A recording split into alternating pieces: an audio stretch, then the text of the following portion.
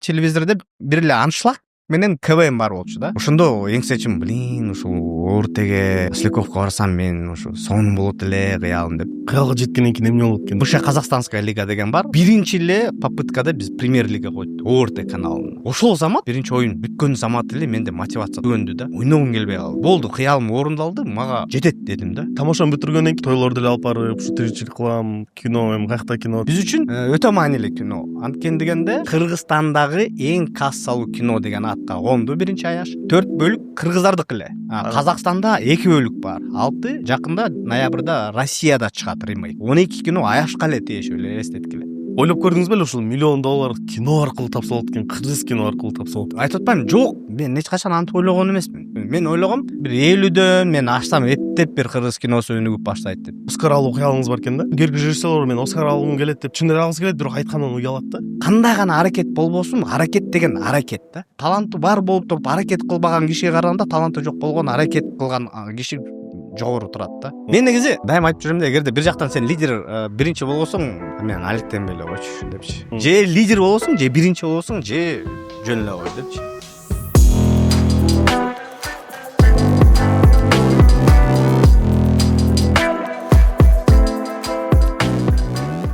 Атасы жок өскөн балдар эрте чоңойт деп коет го. Чындыкпы? Чындык. Мындайча айтканда, жакын эле арада эле бир киммен Өрбек Израилов менен сүйлөшүп калдык. Мен деген кыял деген кино тартып бүттүм да, ата жөнүндө. Анан ага чейин дагы бир драмам, ата деген драмам бар да. Анан Өрбек сурап коет, Бактыбайке вот сизде бир кандайдыр бир проблема бар болуш керек ата менен дегенде эле, ооба ошон үчүн мен ушундай кино тартып атам анткени дегенде, мен өзүмө ушундай ата каалайт элем да. Жанымда жүргөн, мындай кам көргөн, тилекке каршы эрте өтүп кетпедиби? Анан мен чын дил менен ойлойм, драма тартыш үчүн, өзгөчө драма тартыш үчүн адам өз аркылуу ушул проблеманы өтүш керек. Түшүнүш керек ал проблеманы, көйгөйдү түшүнүш керек. Түшүнбөсө эми толугу менен ачып бере албайт да ал теманычы. Мисалы үчүн аталык мээрим, аталык сүйүү дегенди толугу менен ачып бере албайт. Анткени өз режиссер эгерде андан өтпөсө, менин оюмча бул мындай, мен жеке оюм бул. Мүмкүн ал андай эмес, бирок жеке оюм толугу менен жеткире албайт да ал режиссерчу. Ошондуктан жасалма сыяктуу болуп калат. Анан биз эми эрте өстүк деп айтсам болот. Анткени дегенде классташтарымдын, мисалы үчүн спортивный мероприятиялар болгондо аталары келип, мындай колдоп кеткен, жаман ичин күйүп.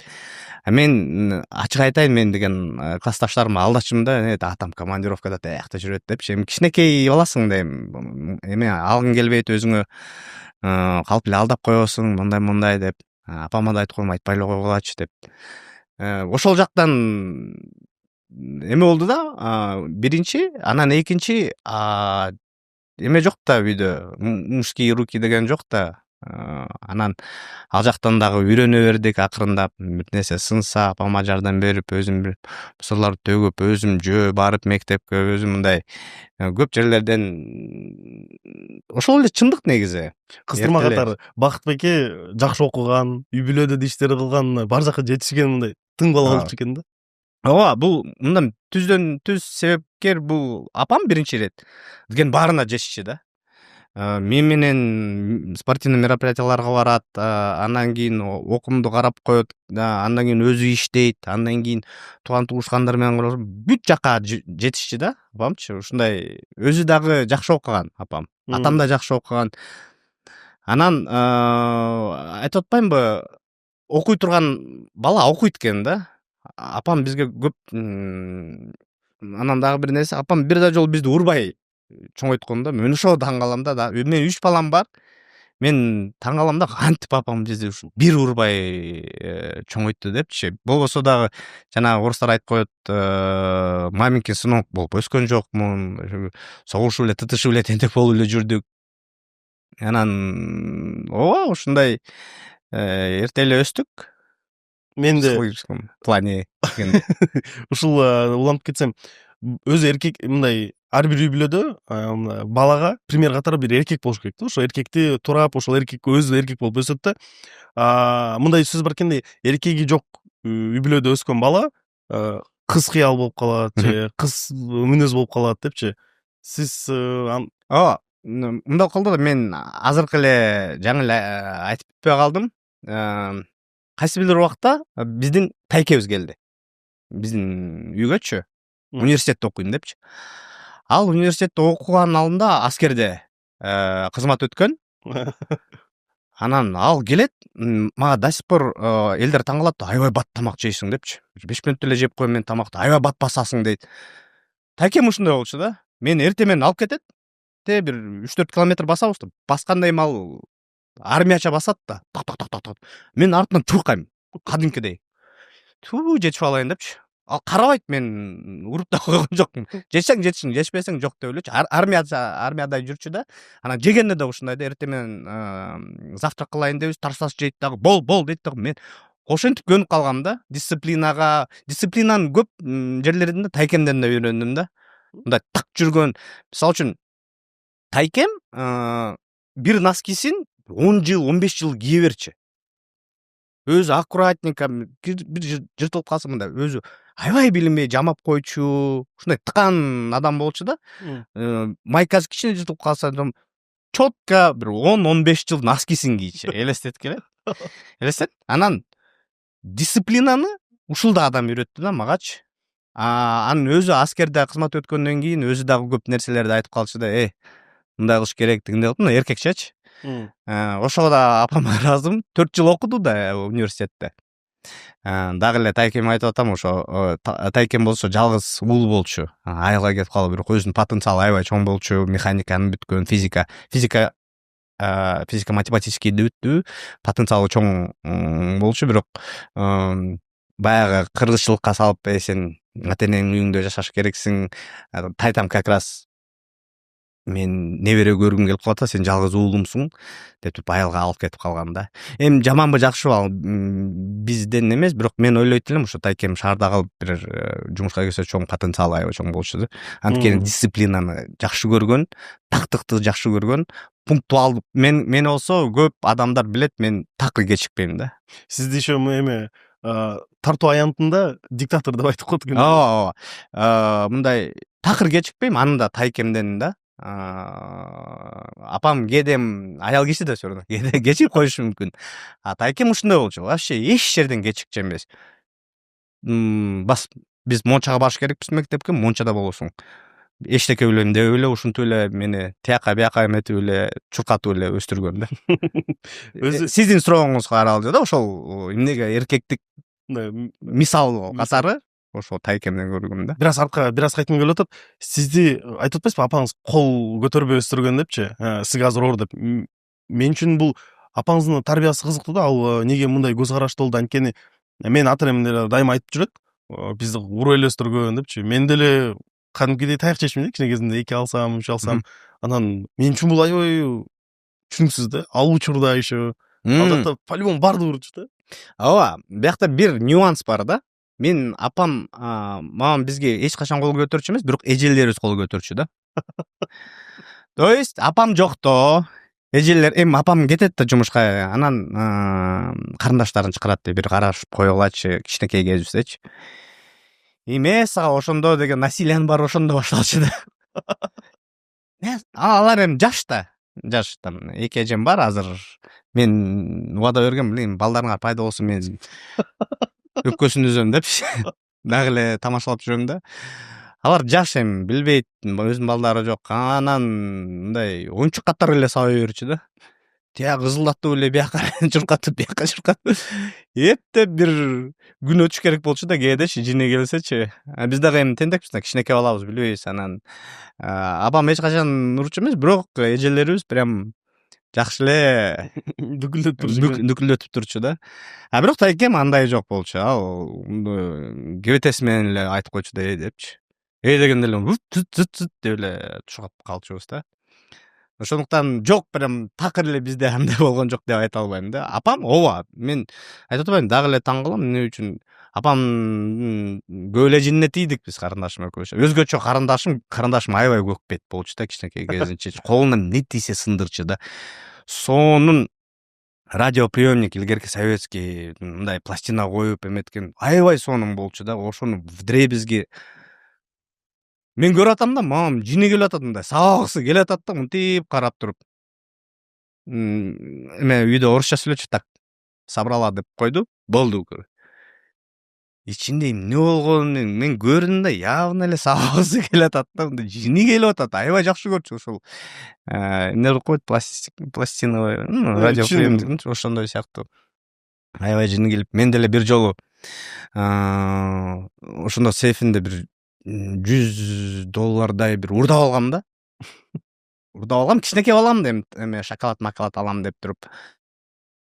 Аны байкап калат дагы бир жол жанагындай азыркы стиральный машиналарда андай жок, бирок мурунку илгерки стиральный машиналарда мондай бир пластиковый палкалар бар болчу. Билбейм эмне үчүн. Эстеш керек да. Ошон бир урду мени. Мен каңшылап эле кирип кеттим. Бурчка отуруп алып эле ыйлап атам. Бир кезде 5 мүнөттөн кийин кайра мамам ыйлаган бойдон келатат. Кечирип койчу, эмне болду, көрсөт деп. Ушундай адам да апамчы. Бир жолу өмүрүндө урду. Ошондо да кайра келип кечирим сурап, сооротуп, мен ош бетер бооздоп, ыйлап, кайра манипуляция кылып эле.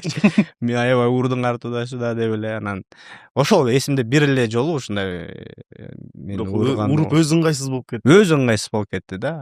Айтып атпаймынбы, эжелерим жеткен мыкаачы болчу. Ошондо тарбия тууралуу сөз болуп кетти. Сиз бүгүнкү күндө атасыз. Кайсыл методду колдонуп атасыз? Апаңыздын методунбу же эжелериңиздин методунбу? Негизи мен апамдай элекем да. Мен жок, мен аябай эме эмесмин, мен урбайм балдарымды деп айта албайм да. Урган кандай мындай шапалактарды өзгөчө уулума. Бирок уулум аябай жакшы, мындай тарбиялуу бала да. Кызым тентек.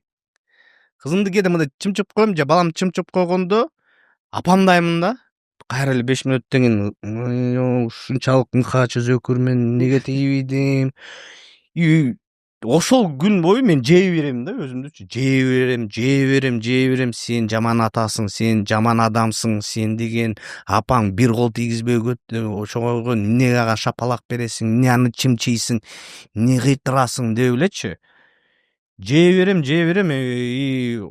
Ошол моментте мен түшүнөм да апамдын сабырдуулугунчу. Өзү жалгыз болбосо тарбиялап атат балдар. Мондай көйгөйлөр. Бияктан балаң ыйлап атат, капризничать атат, бир нерсе кылып атат, тентек кылып атат, сындырып атат. Өтө мындай баа бердим да апамачы. Ушунчалык адам сабырды сакташ керек экен.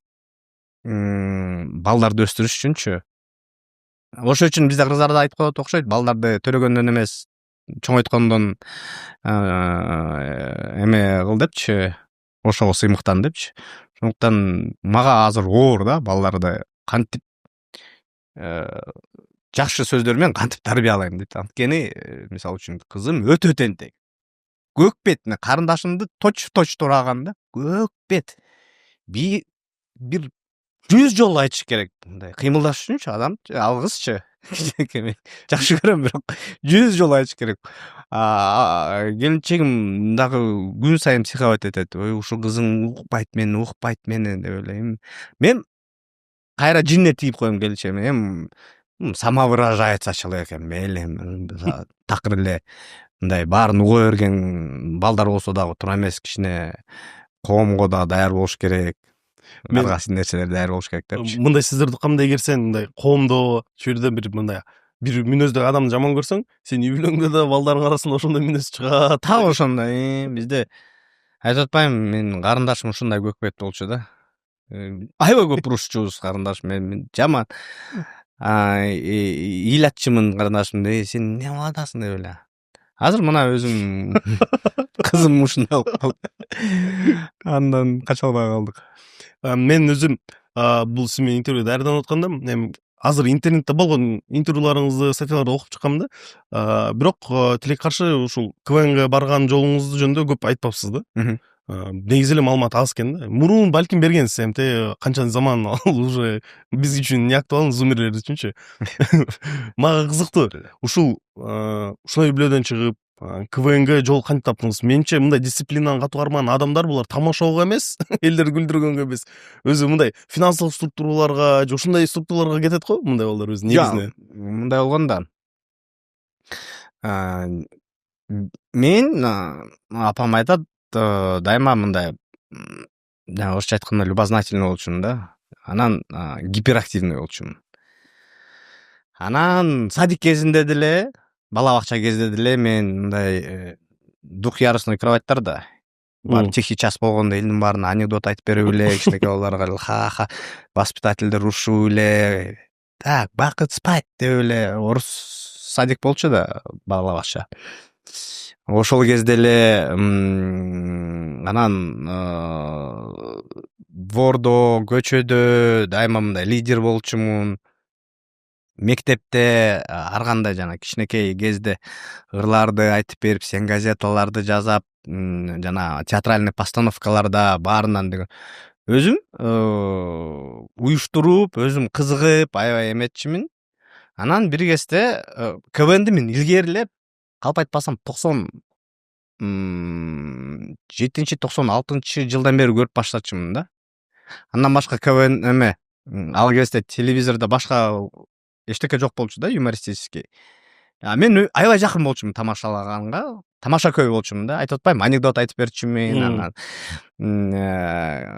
класста болсо кыздарга мындай тамашалап эле, балдар менен тамашалашып эле, анан юморду илгертен эле жакшы көрчүмүн. Анан КВНди телевизордо бир эле аншлаг менен КВН бар болчу да. Аншлаг көп жага берчү эмес, бирок КВНди көрүп калчумун да. Бирөөсүн дагы калтырбай көрчүмүн, передачаларды, ОРТден чыкчу. Ошондо эңсечим, ушул ОРТге Масляковко барсам мен ушу сонун болот эле, кыялым деп. Анан мектепте как раз 8-класстабы же 7-класста, 8-класста мектеп лигасы дегенге ошого умтула баштадык, КВН ойной баштадык. Класстар арасында КВНди жеңдик. Анан университетке бардым. Международный университет Кыргызстан эл аралык университети. Кыргызстан эл аралык университетинде башка чоң университеттерге окшоп КВН структуралары жок болчу да. Мисалы үчүн чоң бир университетте бир сборный курама команда бар КВНдин. Тамашоо кийин чыккан КВНдин, именно орусча КВНдин капитаны бар болчу ал университеттин. Анан ар бир курстан жаңы, мисалы үчүн 1-курска келет балдар. И дайыма чоң университетте конкурстар болот эле. Объявляем набор в КВН сборной там Славянского университета, сборной университета Кыргызского национального университета деп эле. Мен мукка кыялданып келгем, мен окуун дагы окуйм, бирок КВНда катышкым келет на университетском уровне депчи. Бирок тилекке каршы андай организация жок болуп калды да. Мисалы үчүн при молодежном комитете обычно ушундай да. Молодежный комитеттин ичинде КВН эмелер бар болчу да. Мукта жок болуп калды. Дедим дагы, жок, мен өзүм пайда кылам КВНди мукта деп.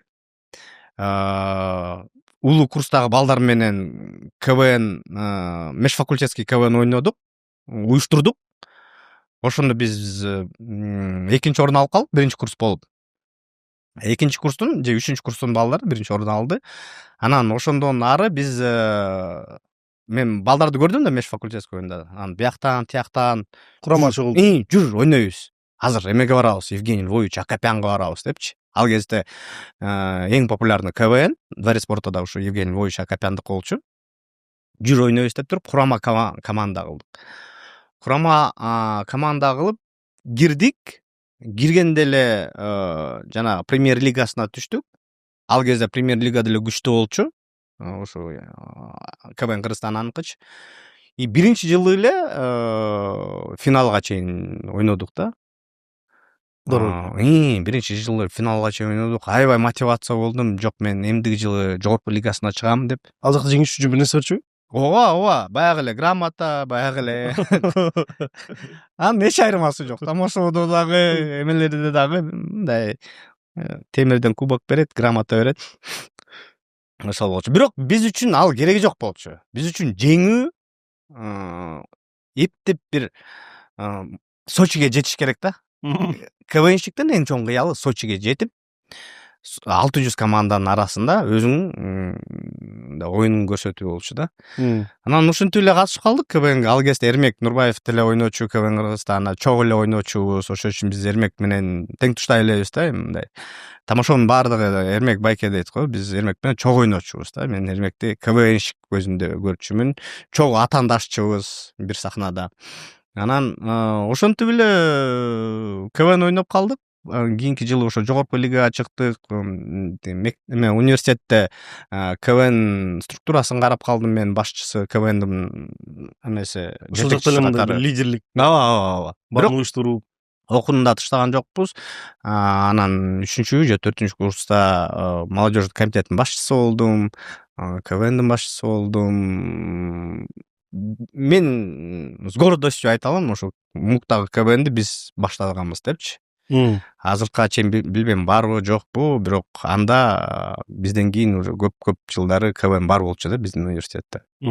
КВНди улуу комедия жанрындагы кино тартканыңарда улуу ар дайым сизди мындайча айтканда боюңуз менен тамашалап, ал нерсени мындай ачык айрын эле сиз ал тамашаны көтөрө билип эле жүрөсүз да, мисалы үчүнчү.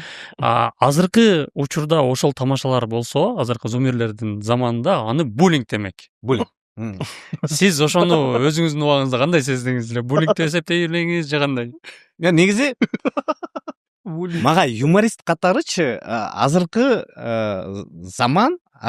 замандагы юмор өтө мындай жакпайт да. Ограничениялар көп да. Мындай границалар аябай көп да. Биз өз кезибизде негр деп эле айтчубуз. Толук кыздарды толук эле кыздар деп эле айтчубуз.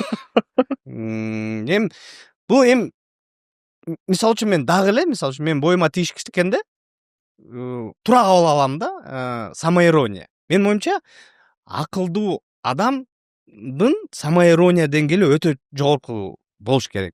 Бул өзүмдү акылдуу деген эмес. Менин жеке оюм ушундай да.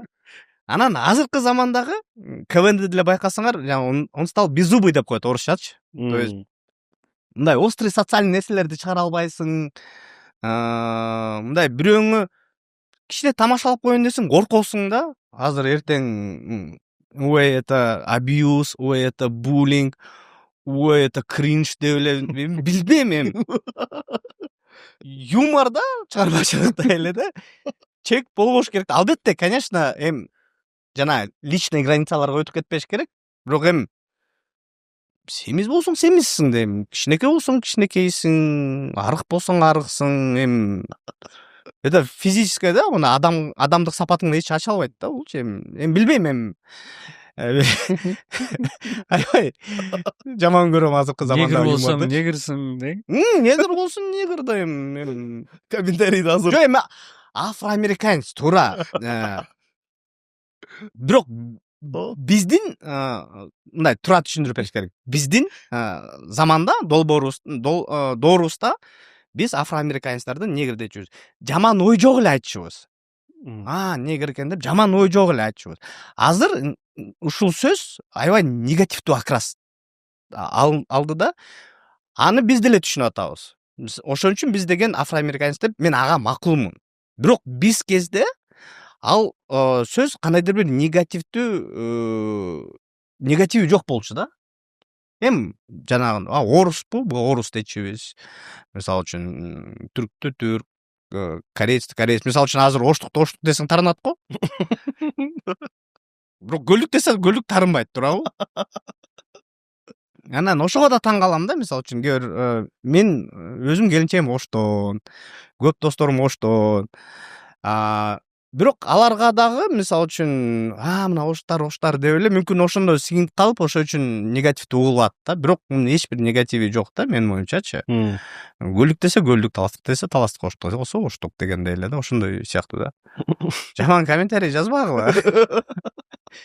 Бизде андай негатив жок болчу. Ар бир сөзгө ушул сөздөрдү биздин учурда андай негативдүү окраскасы жок болчу да, ал сөздөрдүнчү.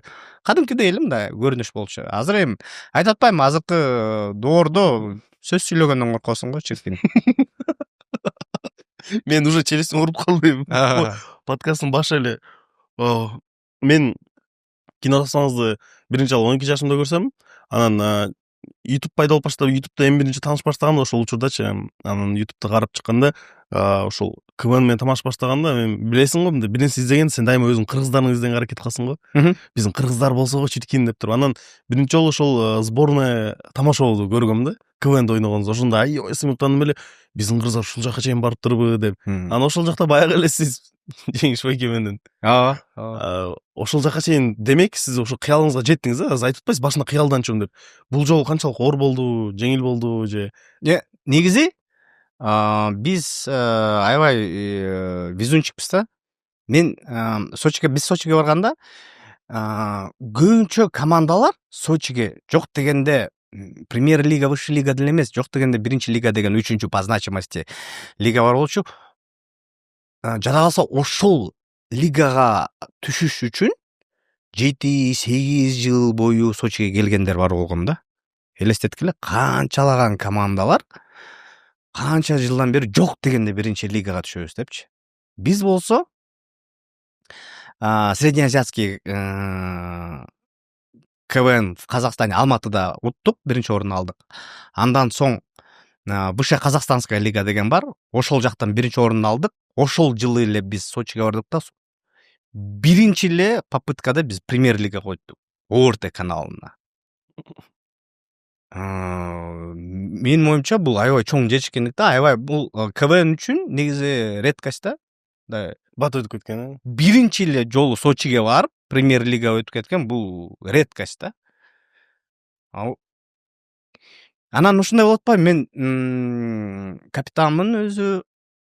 ОРТге мына сахнанын артында турабыз, аябай толкунданып атам.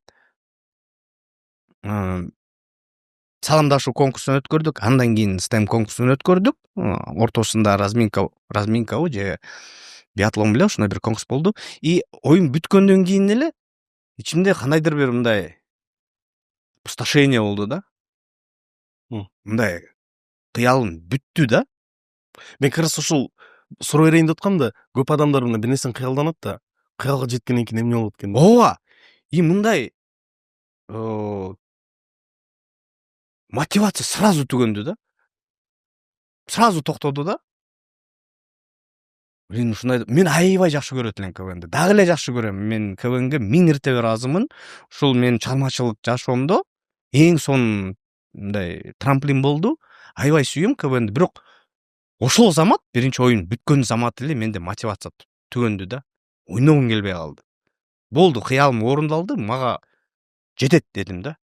Жок, мен высший лигага жетем, анан чемпион болом деп андай кыялданган жокмун. Менин кыялым бул биринчи ирет ОРТге телевизорго чыгыш болчу да. Конечно, албетте высший лига, жогорку лига болуп, анан чемпион болгон бул деле жанагындай дополнительный мотивация болушу мүмкүн, бирок менин кыялым орундалып бүткөндөн кийин эле дароо эле опустошение болдум да. Бүттү. Ошол себептен дагы сборная тамашоо андан ары ойноо. Биз эгерде аракет кылсакчы, там жок Эрмек, давай ойнойлук деп, туда-сюда деп кете бермекпиз. Бирок экинчи оюнга катыштык, чейрек финалга катыштык. Ошоктон өтпөй калдык. Ичимен негедир рас эле болду дедим да. Негедир албетте сыртынан көрсөтөсүң аябай жаман болду, бирок ичимен аябай терең жагынан рас эле болду дедим да. Үйлөнөйүн, оокаттабайын, болду, эми бул кыялымды орундаттым. Чоң жетишкендик болду. Надо двигаться дальше деп эле андан ары мына ошол эле жылы үйлөндүм. Сиз ошол курама командада келечектеги КВН чемпиондору болот экенин билчиңиз беле? Алдыкта эми Россия эке. Жок, ал курамада да россиялар жок да. Тамашанын Россиялар ким бирөөсү бар эмес беле? Же мен адашып атамбы? Адашып атасың. Анын курамасын, биздин курамада, тамашоо курамада эч ким жогорку лиганын чемпиону болгон жок. Албетте биз жана Россиялар менен, Аскаттар менен КВН сахнада кезикчибиз. Алар менен жакшы доспуз, жакшы көп эле ойночубуз. Алар чемпион болгонуна биз абдан кубанычтабыз. Бирок канча жыл барышты да ошогочу. Билдеген эми 30тан ашкан уже байкелер болуп чемпион болушту, бирок бул деле чоң жетишкендик Кыргызстан үчүн менин оюмча. Биринчи жолу Кыргызстан деги эле Орто Азиядан бирөө чемпион болгон, бул эң чоң жетишкендик деп ойлойм. Сиз Тамашованын сборныйда дагы, Моника Белуччида дагы канча бир каяка барбасыз, капитан болчусуз. Мага кызык болчу дайымачы ушул КВНде капитан бул не кылат, эмнеси менен капитан, бул ошондо команданы түздү же не кылды? Мындай да. Мага мындай көп суроо берип калат да. Режиссерго окуган жоксуңар, же опытыңар жок, кантип сразу эле режиссер болуп калдың? Мен ойлойм, мен режиссерлук опытым көп депчи. Неге дегенде, анткени мен садикте да адамдарды уюштуруп, чогултуп, мектепте уюштуруп, чогултуп, сценарийлерди жазып, сен муну ойнойсуң, сен мынтип ойнойсуң, сен мынтип ойнойсуң. КВНде дагы ушундай ролдорду распределять этип, сен мында жок тура эмес ойноп атасың, жок андай эмес. Давай азыр чогуула, бияка тургула, тияка тургула деп эле. Мындайча айтканда, режиссерлук деле көп нерселерди ошондой эле үйрөнүп койгом да. Режиссер катарычы. Ошондуктан мындай сонун тажрыйба болду да. Ар бир менин жашоомдогу этапта режиссерлук кандайдыр эмелерим бар болчу да, тажрыйбаларым. Менин оюмча. Ошол эле университетте көп иш-чараларды өткөрүп атканда уюштурасың, баарына ролдорду распределять этесиң, баарына түшүндүрүп бересиң. Бир нерсе туура эмес болсо, кайра оңдоп коесуң, ушундай сыяктуу. Ошон үчүн капитан болгон экенсиз, баарын контролдогон. Мен негизи дайыма айтып жүрөм да, эгерде бир жактан сен лидер биринчи болбосоң, мен алектенбей эле койчу депчи. Же лидер болосуң, же биринчи болосуң, же жөн эле кой депчи. Же умтулуш керек, жок дегенде биринчи болгонгочу. Жеңишбек экөөңүздөр бир эмедесиз го, сферадасыз го, ким биринчи? Мен да. Жеңиш өтө таланттуу адам. Бирок өтө жоопкерчилиги аз адам да. Аны мынтип кулактан сүйрөп турмайынча ал эчтеке кылбайт. Бирок өтө таланттуу актер, өтө таланттуу автор, бирок кулактан мындай бас деп турмайынча ал эчтеке кылбайт да. Сиз өзү бул суроону эч ким бербептир деп койсом, Жеңишбек менен өзү кантип таанышып калдыңыз? КВНден элеби? КВНден. Мен биринчи жолу Жеңиш менен таанышкан, анда деген КВНде автор деген понятие бар болчу, түшүнүк бар болчу ушундай. Мени Жеңиш менден кичүү да. Анан мен бир жолу мен анда уже КВН акапианада ойноп жүргөн студент элем. Анан Юр Академияга могул бакыт, могул жакта бир студенттер бар, ошого бир даярдап бербейсиң, факультеттер арасында оюнга депчи. Анан как раз ошол жеңиштер жүрүптүр, жашанда жаш балдар, биринчи курстун балдары ушундай. Анан аларга КВН үйрөткөм. Сиз старшаксыз. Старшакмын өзүнчө эле. Монтип ойнойсуңар, тигинтип ойнойсуңар деп туруп эле ошондо таанышканбыз. Ага мага, по-моему, 5000 сом төлөп берген, ошол факультеттин деканатычы. Бизди даярдап бергиле, балдарыбызды даярдап бергиле деп ошондо даярдагам.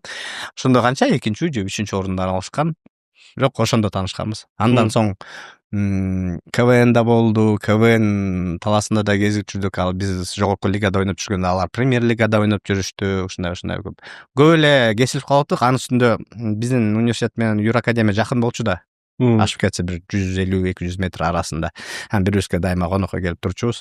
Алардын межфакультетский оюндарына, алар биздикине келип турчу. Ушундай көп эле аралашып калганбыз да, ошо менен таанышпыз. Өзү Жеңишбекке көп интервьюларында сиз жөнүндө дайыма сүрөттөмө айтып, сиз жөнүндө айтат го.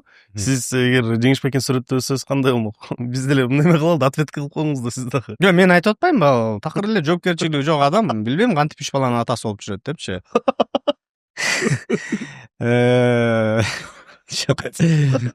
Бүгүн аягына чейин челюстүмөн болуп калат окшойт.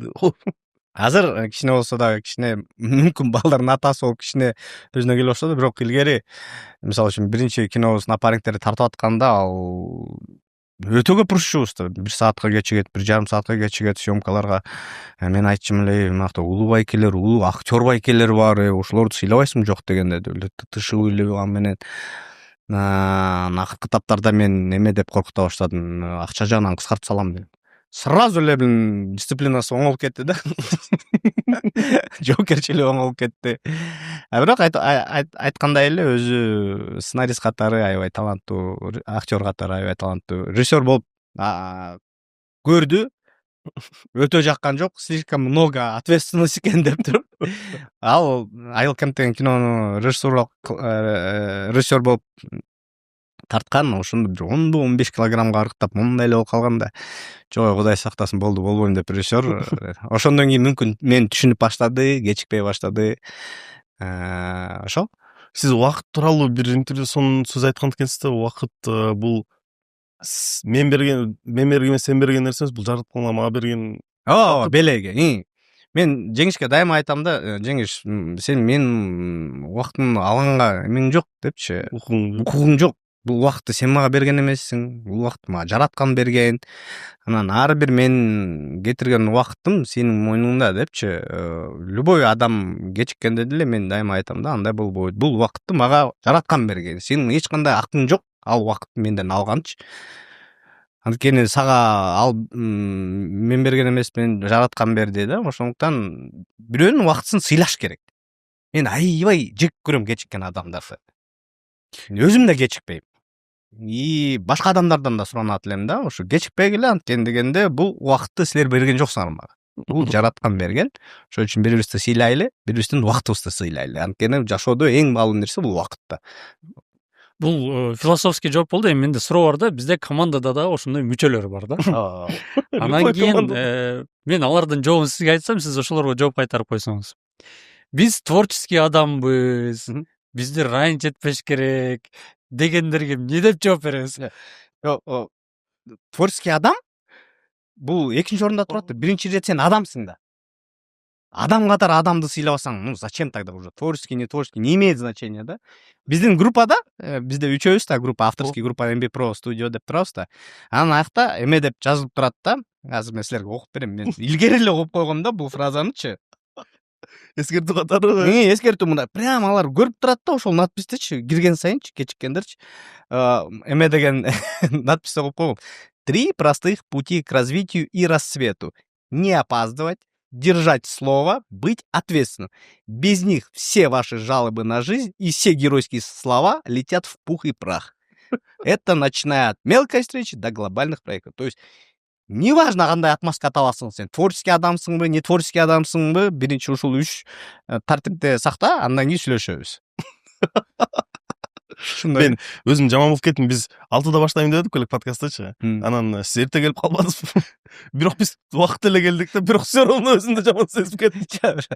Мен эч качан кечикпегенге аракет кылам. Бир жолу кайсыл Кыргызстан обондоруна бир жака кечип баратам. Мен Россия кинотеатрынын астында, короче, бир машина жаап ийиптир да.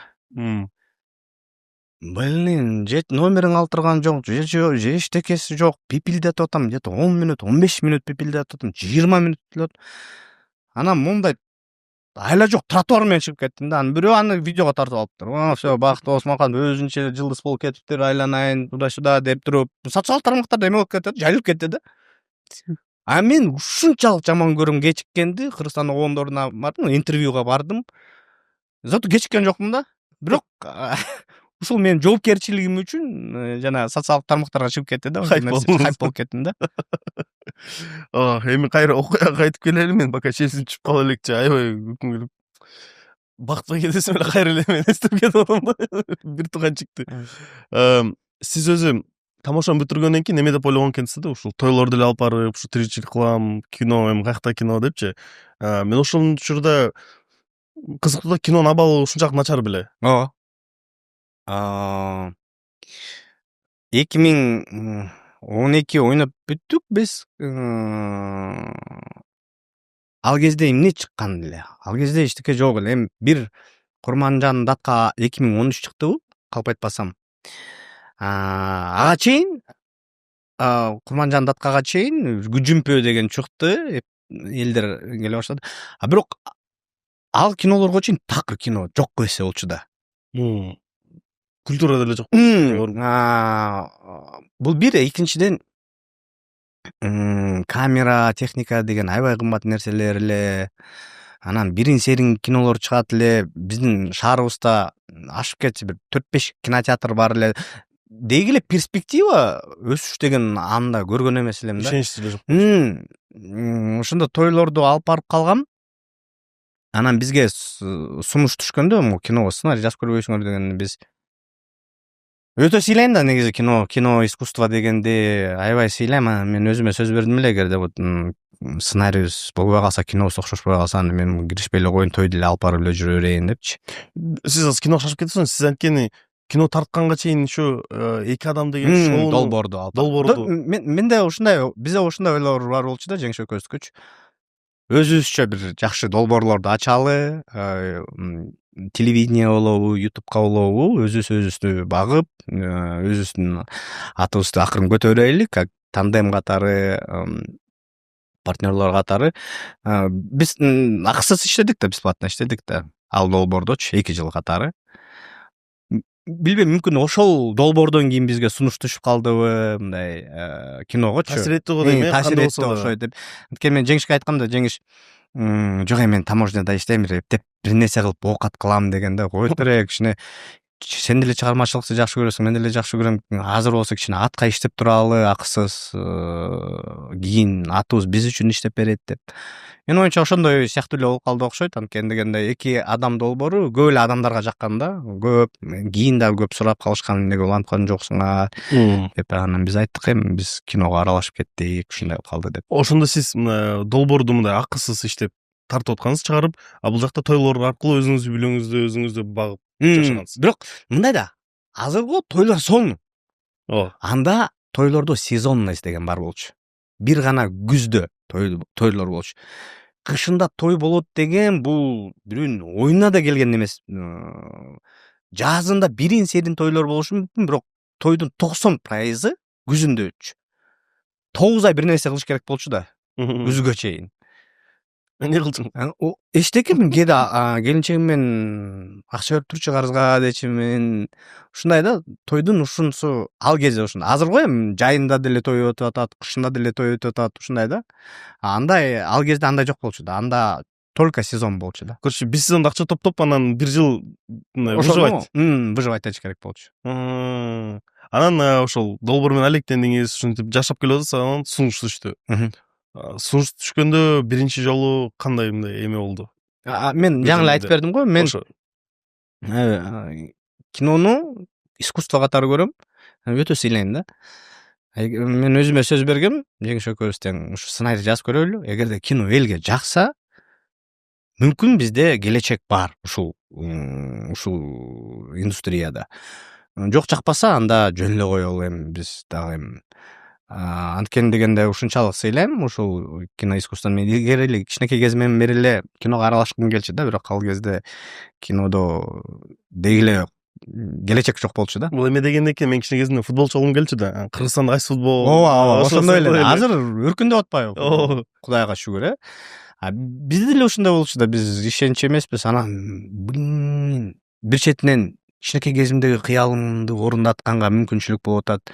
Бир четинен коркосуң, эртең кинобуз анча болбой калса, Кадырбактын каштап чогулуп келген Кадырбактын баары ошо менен эле өлүп калат деп эле. Анан жок, рискке бардык. Анда Герой моей девушки деген кино болчу. Кудайга шүгүр жакшы болду. Кыстырма катары ал жакта Эрмек Нурбаев, Руслан Акун экөө бизге сунуш жасаган да. Ушундай сценарий жазбайсың. Элестетип ошол учурда мындай азыркы звездный состав да биз үчүн ал учурда барычу биргеликте. Ал жакта ошо вроде эми баштап келе аткан болчу бардык эле. Кино жакта бир учурда башталып. Эрмек дагы продюсерлыкты аркалайм деп, Руслан Акун деле тиги герой Салам Нью-Йорктон кийин жакшы уже Кадырбактуу режиссер болуп калган. Мейли деп биз иштештик. Прокатка чыкты кино. Кудайга шүгүр жакшы болду, жакшы ой пикирлер болду деп мындай карап отурсак эле, ошол эле убакта бизге Асхат менен Даниярдан сунуш түштү, бир тууганчы. Бирок алар башка кинону бизге, жана көгүчтөр жөнүндө кино сценарий жазбайсыңарбы, сону комедия кылып атсам, сонун болот. Ой, биздин менталитетке туура жатпайт десе, вот ушун мындай жаңылык болот да деп эле Биз айттык кой, биз өзүбүз бир сценарий жазып көрбөйлүкпү, жакса тарталы чогуу. Көбүштөр жөндөсүн. Ооба. Жана Адам Сэндлер менен бир пухлый актер ойнойт го, американский голливудский кино бар, ошо гейлерди как раз экөө притворяться этет. Жанагындай. Ошол сыяктуу. Ошондой сыяктуу болчу. Идеясы. Кой кана. Жөн эле коелу, силер кой, орусча алышыңар, силерге простительно. Биз элдин балдарыбызбыз. Эртең эле эметип алат бизди. Төпөштөп таштайт деди. Кудай сактап турду. Кудай сактады. Анан биз өзүбүз сценарий жазып көрөлү, жактырсаңар, давай тарталы, жакпаса деп ошентип бир тууганчыкты жазганбыз. Бир тууганчык эми тарыхын билесиңер, ал кезде эң кассалуу кино болгон, аябай ажиотаж болгон. Эгер бааларын айтсак, чыгымы канча болгон? Чыгым бир 34-35 миң доллар болсо, киришеси бир $500 миллион да. Бул ошол учурда аябай көп сумма беле? Ооба. Чыгымдан дагы, эмеден пайдасынан дагы. Ошондон баштап анан кинодон акча тапса болот экен деп ишенишпайдым. Ооба да, биз деген эми андай акчаны өмүрүбүздө көрө элекпиз да. Тамошонун финалында 50 миңди 7 адам утуп жыргаганбыз. Ёлки-палки, 50 миң сом берди, Роза Отунбаеванын колунан алдык депчи. Албетте андан кийин тамадалык дагы кетти. $200-300, $400 уже чоң эле акчалар болду. Бирок бир заматта эле колуңда мисалы үчүн 300 миң, 400 миң сом болгондо ёлки-палки дедик да. Ошол акчаны колуңузга именно сизге канчасы тийди? Ооба, вот. Бизге эми азыр негизи эле аны айткан болот, биз проценттерде отурган болчубуз да. Мындай жакшы эле түштү бир. Жакшы эле, шүгүр. Не кылдыңыз биринчи акчаңызга? Так, биз эмне кылдык? Мен сразу эле дароо эле эме кылдык. Кийинки долбоорго напарниктерге бир бөлүгүн калтырдык. Реинвестиция. Бир бөлүгүн уже мен келечекте ойлоп, ушу биринчи эме квартира алам деп туруп сактап койгом да. Жок дегенде биринчи эмелерин, биринчи төлөмдөрүн төлөгөнгө депчи. Анан напарниктер чыкты, напарниктерден ошол акчасы менен бир 30 жанагы процент деген чогулттум. Дароо квартира алдым да. Алдым деген мен күттүм да ал квартираны. Ай сайын төлөп, андан ары. Ошол учурда эми бир тууганчы менен популярдуулукта мындай эки эсе өстү окшойт. Мени билишимчечи. Бул кандай сизге таасир этти? Популярдуулуктагы мындай эми сизде бул мындай популярдуулук болгон жок да. Туруп эле башыңа түшүп калганчы. Бул постепенно болгон. Бул деген эми тамашоодо ойночубуз. Тамашоо деген аябай популярный долбоор эле. 2 адам бар болчу до этого ага чейин. Андан соң КВМ бар болчу. Популярдуулукту биз эми билчүбүз да. Анткен дегенде айтып атпаймынбы, мисалы үчүн тамашоо аябай элдик долбоор болчу да. Каяка барбасаң эле сен жанагы тамашоо белең деп эле. Анда эле, то есть бизге мындай аябагандай эле чоң айырмачылык болгон жок да биз үчүн. Мен бул суроону эмне үчүн берип атам? Мисалы үчүн бул кадимки ушул жол да, сиздерде сиздин убагыңызда ушундай узак жол жүрүш керек эле. Мына мисалы үчүн биздин долбоорго 2 жыл. 2 жылда пайда болдук, всё, кеттик. Уже көрүүчүлөрүбүз бар, катталуучуларыбыз бар. Силер мен жана камерадан сырткары сүйлөштүк го. Силер үчүн зумерлер. Политкорректный зумерлер, өзүнчө эле мындай толерантный, политкорректный. Силер үчүн аябай сонун заманда. Анткени динамично баары өркүндөп атпайбы, өсүп атпайбы, тарс. Биз учурда бир эле булак бар болчу да, популярный болгончу, бул телевизор. И то телевизорда ал кезде мындай болчу да, адамдар эмне экен, сеники эмнең бар? Алсамбы, албасамбы депчи. Азыр артустан чуркайт. Киноңорду бербейсиңерби, меңерди бербейсиңерби. Анткени телевидениянын доору өтүп баратат. Болду уже. Жокко эсе да, мен билбейм кимиңер телевизор көрөсүңөр, көрбөйсүңөр, эч ким көрбөйт болуш керек. Азыркы заманда эми аябай эле улуу кишилер болбосо эле, мен мисалы үчүн апам көрөт. Күн сенин да апаң көрөт. Бирок азыркы заман аябай динамичный болуп атат да. Кыска видеолор, тарс мындай бияктан бөлүшөт, тияктан бөлүшөт, TikTok'тон бөлүшөт, YouTube'тан бөлүшөт, Instagram'дан бөлүшөт, Facebook'тан бөлүшөт. Көп да силерде возможностьтар, мүмкүнчүлүктөр. Бизде жок эле да. Бизде там оюндарды бири-бирибизге көчүрө алчу эмеспи, икапорт менен бир нерсе кылып, там дискет алып, бир нерсе.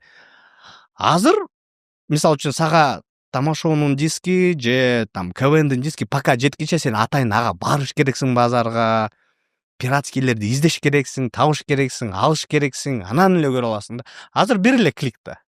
Кирдиң Подкаст. Опа, карап койчу Доозунбай сонун подкаст болуптур.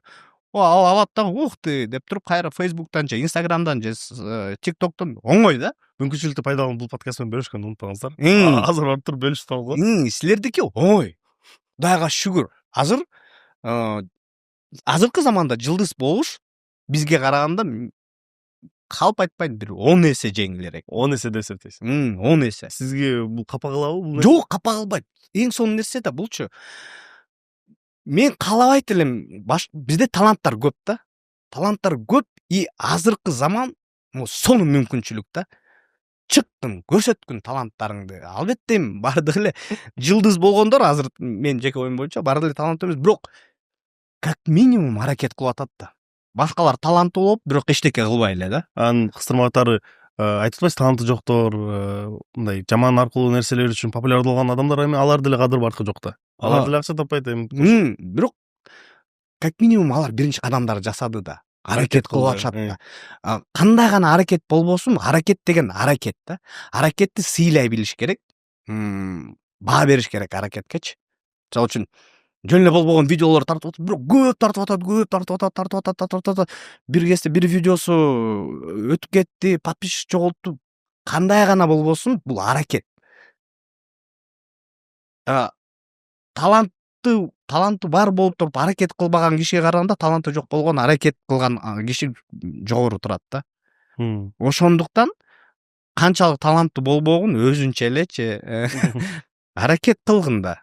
Анан бир видео чыгарып коюп же болсо мен таланттуумун деп отура берген болбойт да. И ошондуктан эң сонун көрүнүш, азыркы заман эң сонун. Ушундай таланттуу адамдарыбыз өркүндөй берсин, өсө берсин. Кинодо да ушундай болуп атат да. Мисалы үчүн мурун кино тартыш бул болуп калчу да. Азыр адамдар айфонго кино тартып атат. Биз эмес, Америкада, Голливудда айфонго кино тартып атышат.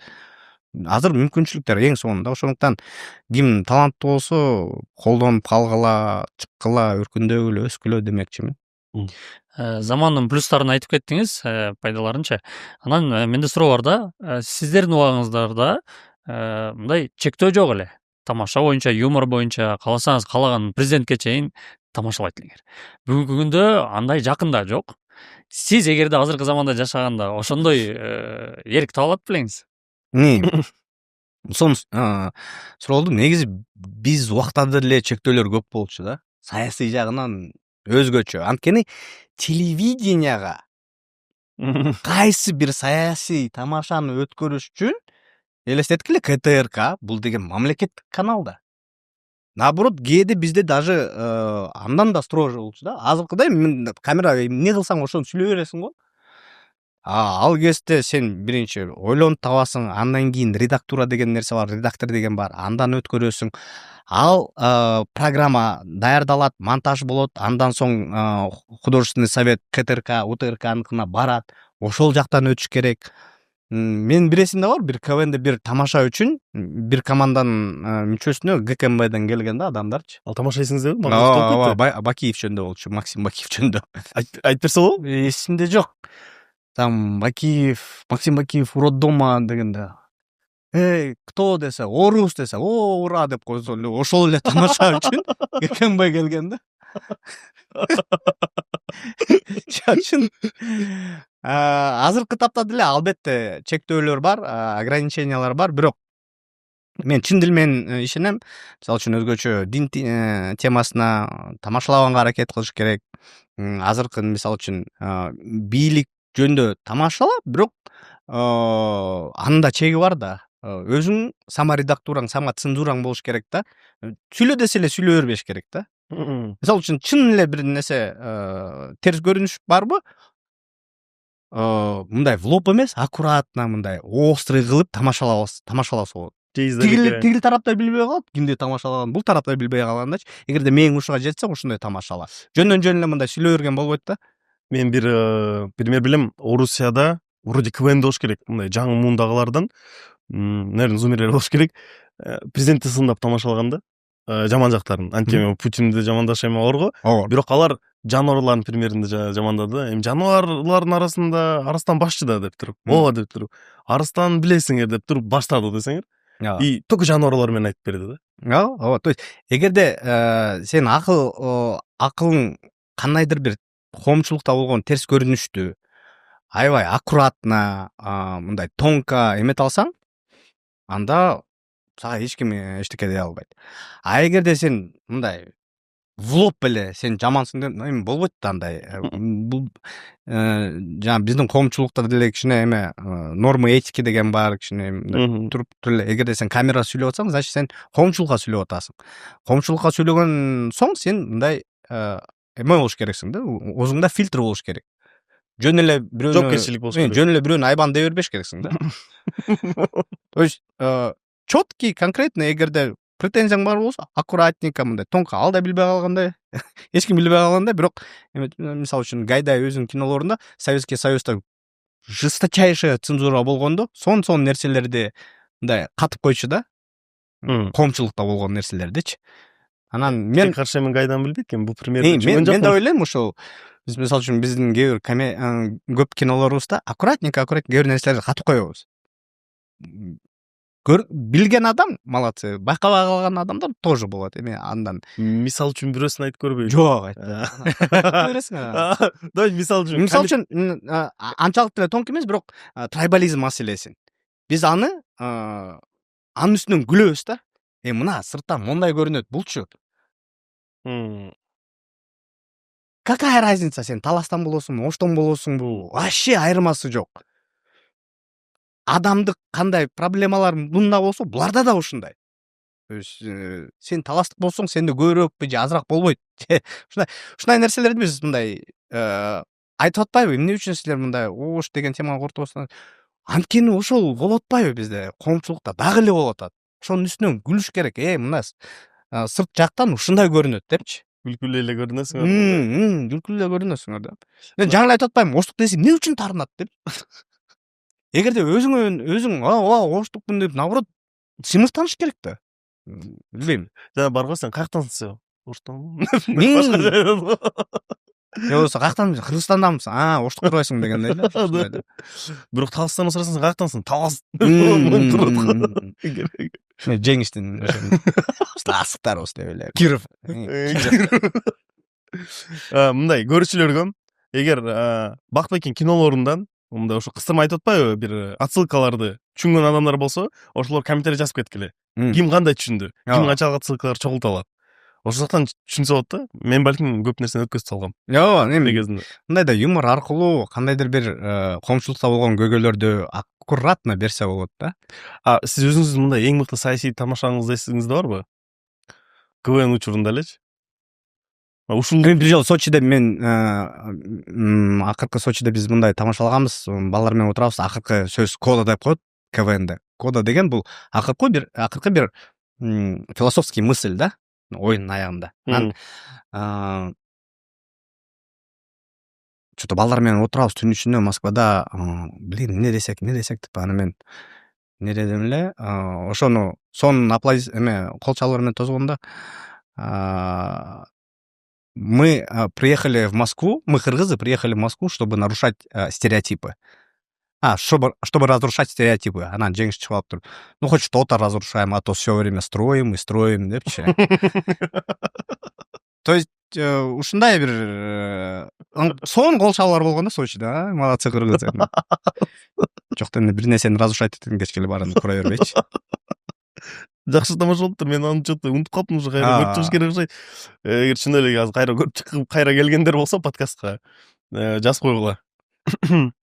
Биз кайра эмесин фильмографияңызды улантабыз окшойт. Ошо фильмографияны даже списокко жылбагып алабыз окшойт, тамашалап элечи. Сиздер акчаңызды калтырдыңыз, анан кийинки тасмага өттүңүз. Бул кийинки тасма напарниктер болду. Напарниктердин идеясы, өзүнүн эгидир ушу тарыхы, анан ушуну улантып кетерсек. Напарниктердин идеясы мындай болду да, биз Жеңиш экөөбүздү Супер KG Малайзияга чакырат. Ал кезде Супер KG деген монополист болчу да эмелердин арасындачы. интернет сайттардын там интервьюлардын арасында монополист да кадимкидей эле чоң мындай абройчу азыр деле чоң, бирок уже көп конкуренттери толуп турат да. Анда конкуренти жок эле да. Ал жылдары бир 3-4 жыл катар суперкейджи жылдыздарды алып бир жака алып барчу да, өзүнүн адистери менен чогуу. Бул биринчиден өзүнүн адистерине дагы мындай мотивация бериш үчүн кандайдыр бир эме болчу, жол жоболор болчу. Жана жөн эле барып келбеш үчүн ал жактан кандайдыр бир там контент тартып келишкен жылдыздар менен чогуучу. Ушундай бир саясаты бар. Ооба, ушундай саясаты бар болчу, сонун болчу. Биз Малайзияга барып калдык. Мен, Жеңиш, Сайхал Садубакасов, Нурлан Насип болуп төртөөбүз бардык. Анан самолеттон кайра Малайзиядан келатабыз, Жеңиш экөөбүз ойлонуп атабыз, блин, дагы өзүбүз кино тартып көрөбүз. Жеңиш да жок кантип тартмак деп, давай тартып беребиз. Блин, эмне жөнүндө тартабыз? Эми экөөбүз бир көп мындай уже көнүп калышты. Эмне болушу мүмкүн? Эки башка мүнөз, эки башка адам деп эстеп атабыз, анан что-то эсибизге плохие парни келип кетти. Анан ушундай полиция жөнүндө кино. Блин, орда депчи. Жо давай тартабыз. Өлө кыялданып келгенбиз. Самолетто отуруп алып, мен эчтеке кыла албайсың, самолетто жөн эле отурасың 7 саат Малайзиядан бери. Же 8 саат беле ушундай. Ошону 3-4 саатын сүйлөшкөнбүз ошондо. Блин, давай кино тартабыз деп. Анан келип эле эртеси күнүбү же ошол дароо эле бир жактан офис таптык. 15.000 сомго бир айгачы, бир ай жетет. Отуруп алып жазалы сценарий деп. Ошондо офис тап, жактан жанагындай доска алып, маркер алып жазып баштаганбыз напарниктерди. Оор болду? Мюстасың. Оор болду, блин, мен айтат го ар бир режиссер. Азыр эстесем вообще мен ушунча көп ката кетиргем, режиссер катары, продюсер катары ушунча көп ката кетиргем. 38 күндө тартып бүттүк да. Азыр болсо биз ашып кетсе 18 күндө тартабыз да. И то мындан оорраак долбоорлорду, мисалы үчүн ошол эле Аяш Индияда напарниктерден караганда оорраак долбоор да. Анда мындай нерселерге жеткен да. Так, бүгүн кайсыл сахна бар эле? Мондай сахна. Ошо кайсыл актёрду алсак деп. Ошол күнү эстейбиз го. Ошол күнү чечебиз го. Блин. Азыр эстесем күлкүм келет да. Блин, ушунчалык бардыкпы. Анын үстүндө аянтчада 10 ашып кетсе адам иштеп атабыз. Азыр 40 адам иштейбиз да, жок дегендечи. Бери жагы элечи. Ал жакта 10 же 9 ушундай адам иштеп атабыз. Бир эле оператор, өзү да световик, өзү да механик, өзү да фокус пуллер, өзү дагы мен болсо жүрөм, өзүм режиссермун, өзүм кээде второй режиссер болуп кетем, өзүм кээде актерлорго чалам, өзүм кээде локациялар дизип, ушунчалык барганда, блин, эстеп алып, бир жеринен күлкүң келет, бир жеринен кыйналганыбызды эстеп, ыйлагым келип кетет. Ошондой болгон. Бирок эми Кудайга шүгүр, первый блин комам деп коет го орустарда. Бизде жакшы келип берди элдерчи. Бирок өтө көп болду ичинде косяктарчы. Сиз эми 38 күндө тартылса, 18 күнгө караганда чыгым да көбүрөөк болду ошко. Конечно, чыгым көп болду да. Канча болду чыгым эгер? Ой, ал кезде бир 60ка жакын ушундай чыгым болуп кеткен. Напарниктерге 60. Болбосо ага чейинки бир туканчык 30га тартылды. 34пү? Ушундай 34. Канча дедим? Ошо каталар үчүн эки эсе көп акча чыгып кетти да. Анан өзүн-өзү актадыбы? Жок, бир туканчыкта да толтураак каталар болгон. Ал кезде орто чыгымдар бир кинода, мисалы үчүн уже тажрыйбалуу режиссерлордо там ашып кетсе 25.000 болчу да. Бир туканчык мисалы үчүн 38.000ге тартылган. Калп айтпагам, 60.000 эмес, например, 50ге жакын болду да. Бирок все равно көп да. Все равно көп. Анын өзүн актадыбы? Ооба, шүгүр. Айтып атпаймынбы? Напарник деген түшкөн канча акчаны мен дароо эле батире алдым депчи. Биринчи взносто болду. Ошо жакын чыптыр. Напарниктерден кийин кайсы тасмага өттүңүз? План Б'га. План Б. Эстедим. План Б. план Б'ни мен жаптым квартираны толугу менен. Тасмалар ушунтип кеттиңиз да. План Б'дан кийин План Б деген ата болду. Ата өзүн өзү актады, бирок эчтеке киреше алып келген жок да. Бирок ата сиз үчүн мындай личный роль ойнойт окшойт. Ооба, мындай элдин аябай көп адамга жагат ата деген кино. Билбейм, мага бүгүнкү күнгө чейин айтып келет, Бактыбай силердин фильмографияңарда эң жакшы көргөн кином ата депчи. Мен тилекке каршы атаны көрүп коюш керек. Бир көрүп койгула. Сиз атаны көрдүңүз беле? Сиз да көрүп, менин көйүнчө ошо бир тууганча кемелерге эле көрүп кой. Ал кезде драма деген аябай не популярный жанр болчу да. Бирөө драма тартса, бирөө да келип койчу да. Мисалы, мен атаны тартканда кинотеатрлар таң калганда, апай, драмага адам келет экен депчи. Кичине болсо дагычы. Өзүн өзү актады да, драма болчу ошолчу да. Мага чейин чыккан драмалар өзүн өзү такыр актаган эмес болчу. Бирөөсү дагы. Бул мына жетишкендик болду деп айтсак. Биз үчүн жетишкендик болду. О, кинотеатрлар айтып атпайм, таң калган драма үчүн силердики аябай жакшы болуп атат депчи. Атадан кийин Такибайды тарттык да. Анын ортосунда В поисках мамы болду, сценарий катары. Апамды издеп. План Б учурунда как раз мен тарттык. Апамды издеп Руслан Акын режиссер, биз сценарист болдук. Андан кийин Такибай болду. Такибай аябай популярный болгон өз кезинде кино. Такибайдыкына не кылдыңыз? Эгер жакта квартираны жапсаңыз, уже Такибайдыкына машинага. Болду айтпайм аны. Бир нерсе кылдым да. Ошол. Андан бери канча жыл өттү, мына уже санап көрсөм, баяда санап аткам 15-чи киномду таптырмын, Ак кыял деген менен. Кыял эме кийинки жылы чыгат деп мен уже калдым дегенше, кийинки жылы чыгат. Ооба. Жакында напарниктер чыгат. Аяш тасмасы дагы аябай чоң ролду ойношойт, бул тоже бир легендарлык. Конечно. Канча 4 бөлүк чыгып кетти го ошо. 4 бөлүк чыкты. 4 бөлүк кыргыздардыкы эле. Казакстанда 2 бөлүк бар. 6 жана мына жакында ноябрда Россияда чыгат ремейк. Мындай франшизаны сатып алды. Франшизаны сатып. Эстетик эле 7 кино Аяшка тиешелүү. 7 кино. Анын үстүндө өзбекче дубляж бар. 3 кино. Өзбекче нарезкада көп калган жигер деп. 10 кино болуп атат. Азыр 4 күзүндө дагы бир дубляж бүтөт. 11 кино. Плюс Казакстанга Аяш 3-тү дубляж кылганбыз. 12 кино Аяшка эле тиешелүү, элестетик эле. 12 кино. Конечно, өзүнүн тарыхы бул чоң биз үчүнчү. Биз үчүн өтө маанилүү кино. Анткени дегенде биринчи Аяш чыкканда көп жылдан бери турган, мисалы үчүн рекордту Апамды издептин ошону ашкан да, кассалык. $1 миллион ресим боюнча. Кыргызстандагы эң кассалуу кино деген атка конду биринчи Аяш. Экинчи Аяш биринчи Аячты уруп туруп Кыргызстандагы эң кассалуу кино деген атка конду.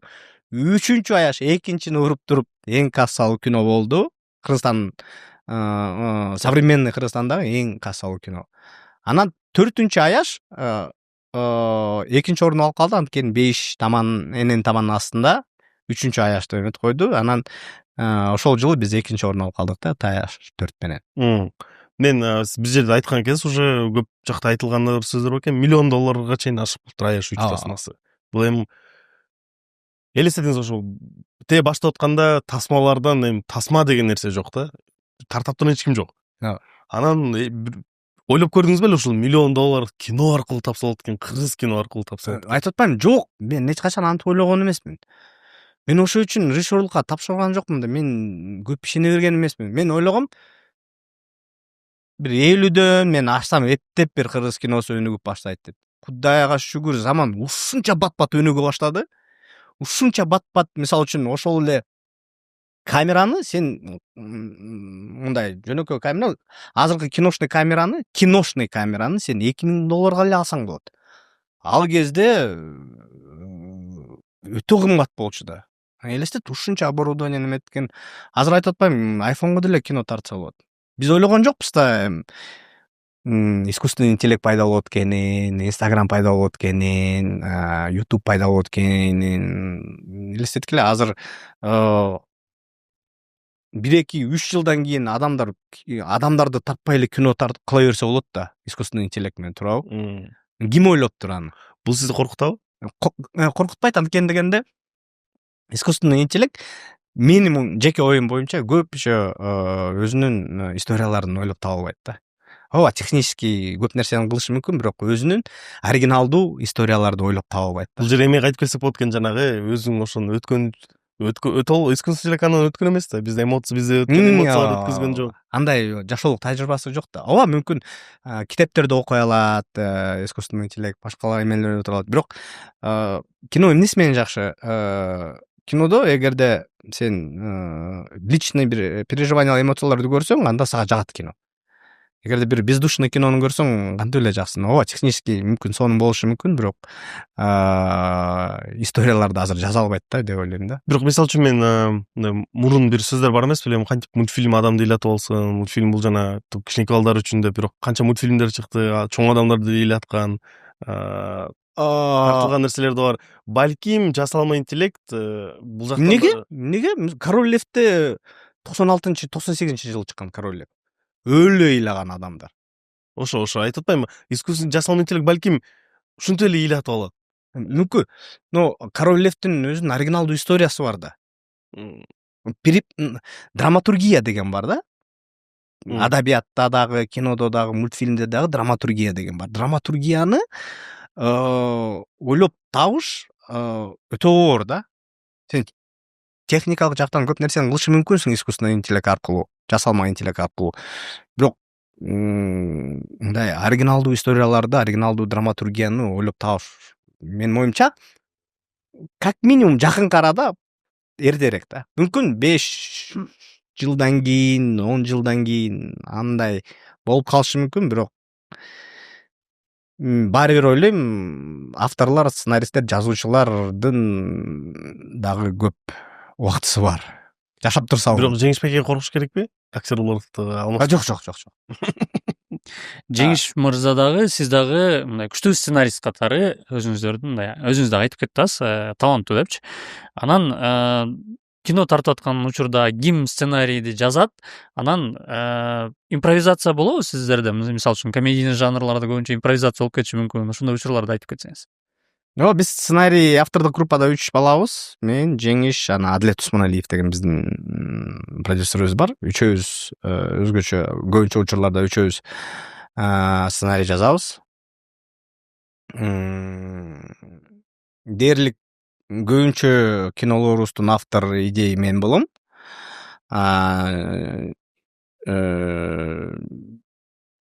Калганын жанагы нарастить мясом деп коет, бизде түшүнүк бар ушундай. Глубина, какой-то особенностьтар. Бул драматургия үчүн мен жооп берем. Ичиндеги жана сюжетный повороттор, тамашалар, ситуацияларды чогуу ойлонобуз да. Мындай плотный, жакшы бир кино болуш үчүнчү.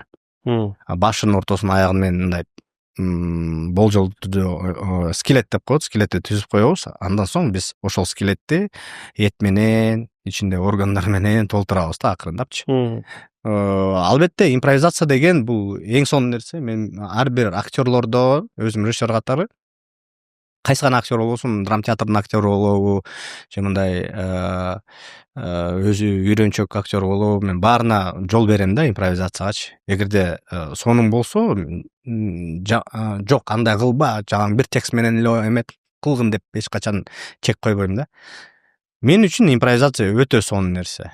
Эгерде актер ошону кыла алса, ошондой мүмкүнчүлүгү болсо, сөзсүз түрдө ар бир импровизациянын мен үчүн сонун нерсе да.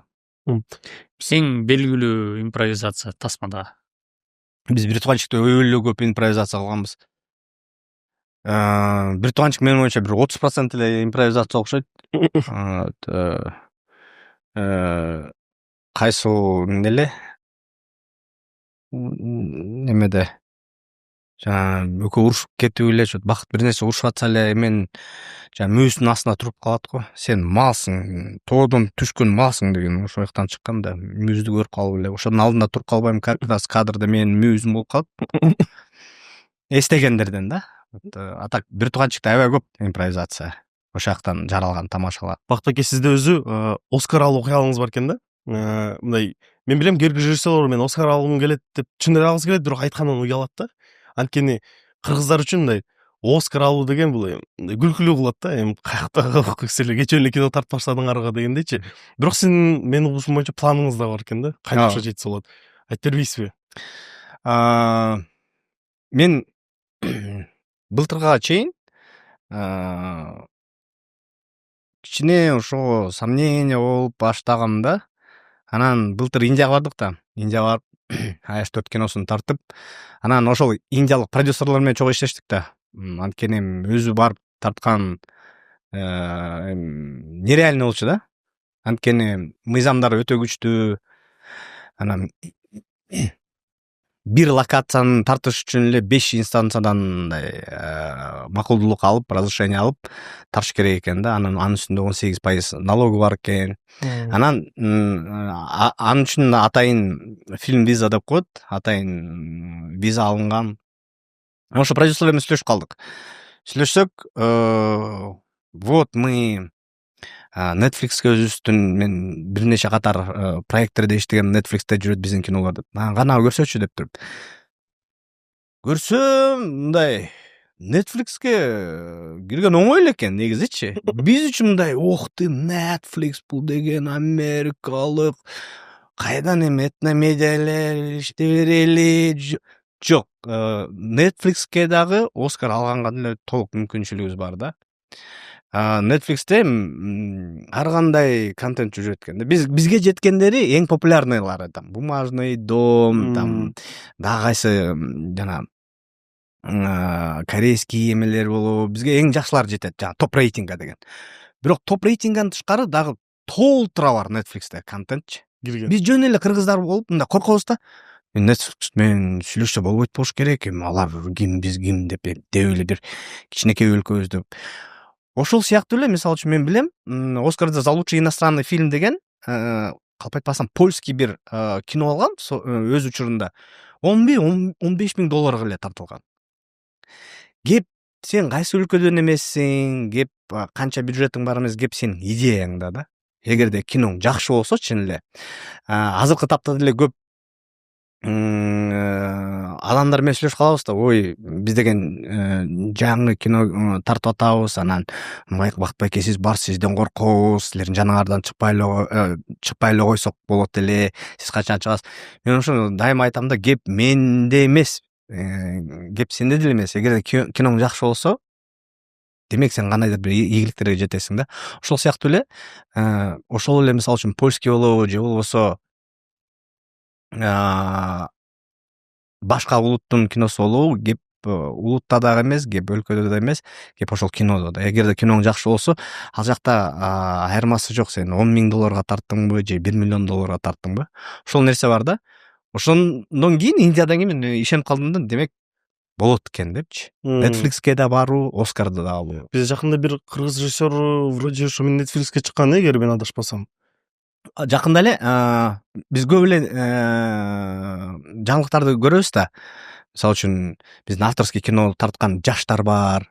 Ошолор чыгып атат. Мына жакында эле Германияда сонун бир фестиваль бар, аябай абройлуу фестиваль. Ошол жакта биздин жаш режиссер краткометражный кино жактан баш байгени алыптыр да. Ошол кино мисалы үчүн Оскарга барат да, лонг-листке. Лонг-листтен кийин анын шорт-лист болот. Биз дагы мисалы үчүн ниеттенем да, менчи ошол шорт-листке түшүп калсын, биринчи жолу тарыхта болсун. Мейли кыска метраждуу кино болсо дагы, бирок Оскар деген уже аты бар болот да. Ошол сыяктуу эле мен азыр ойлойм, мен болбосом дагы башка кыргыз жетет Оскарга.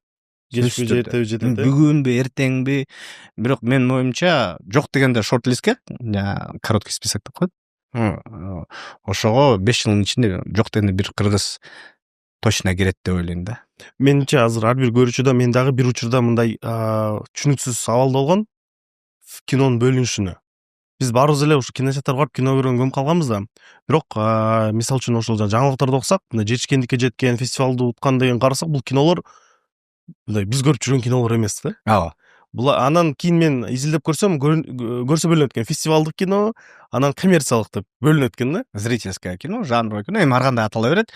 Бул массалык кино жана бүт масса үчүн эмес, автордук кино деп бөлүнөт. Ошондо мен суроо жаралды, ошо эмелерди, фестивалдык кинолорду бул ошондой ошол атайын фестивалдарга катышуу үчүн эле тартабы, ошо идеясы эмнеде?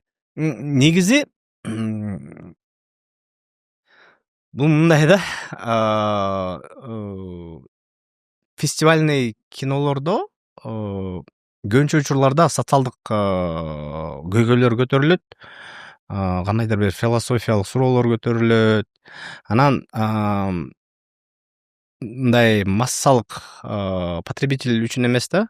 Анан ал кинофестивалдарда, мисалы үчүн, сен кандайдыр бир изилдөөң болот, ошону психологиялык жактан изилдөөң болот, философиялык жактан изилдөөң болот, анан ошону көрсөтүп туруп, фестивалдарда мисалы үчүн баш байгелерге ээ болуп калсаң, сага чоң көп жолдор ачылат да.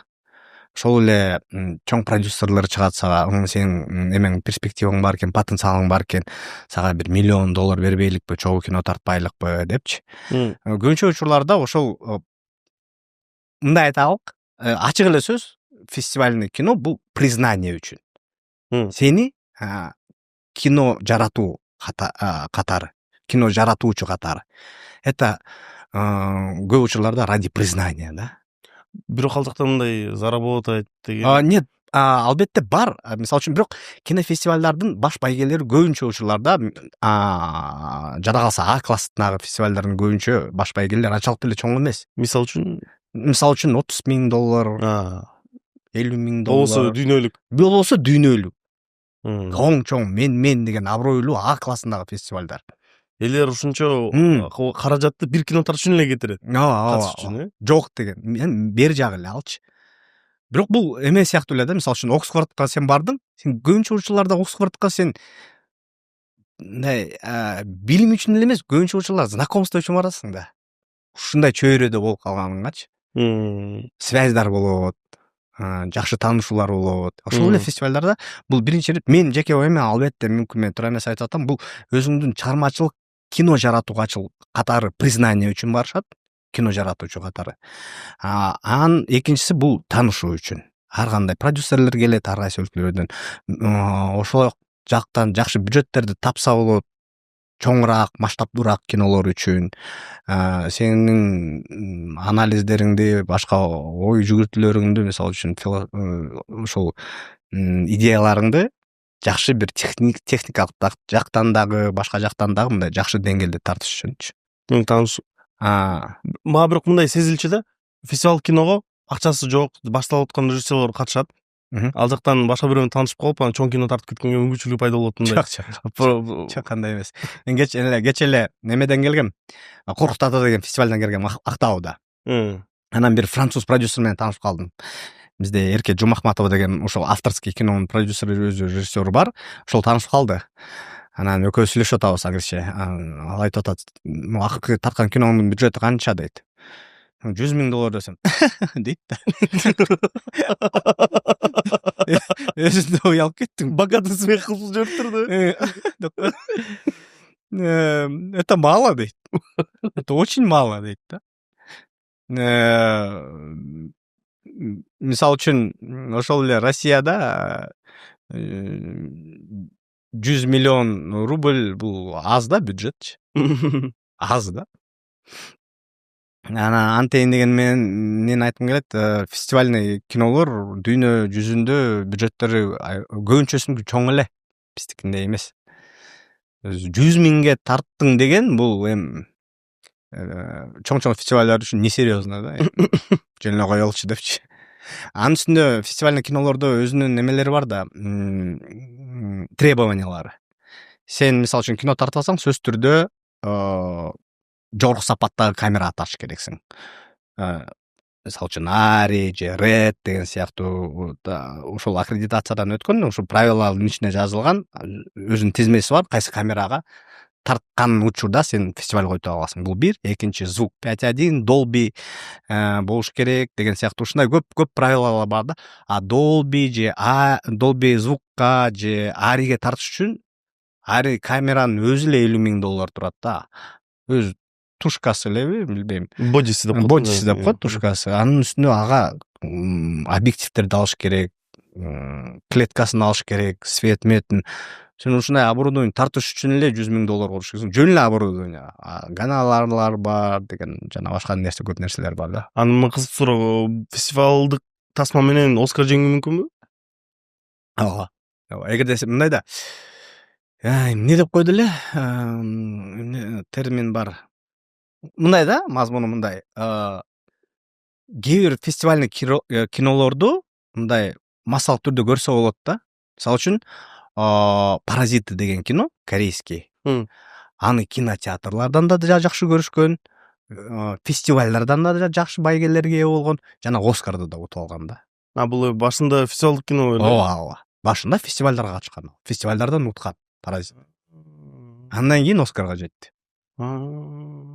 Бул бир термин бар авторский кинодо, то есть авторское кино для всех дегендей да. Анын өзүнүн ичинде философиясы да бар, мындай художественный почерки да бар өзүнүкү, операторский задумкалары дагы бар. Сону мындай искушенный зритель, жана кинокритиктер дагы көрүп суктанат, жөнөкөй адамдар да көрүп суктанат да.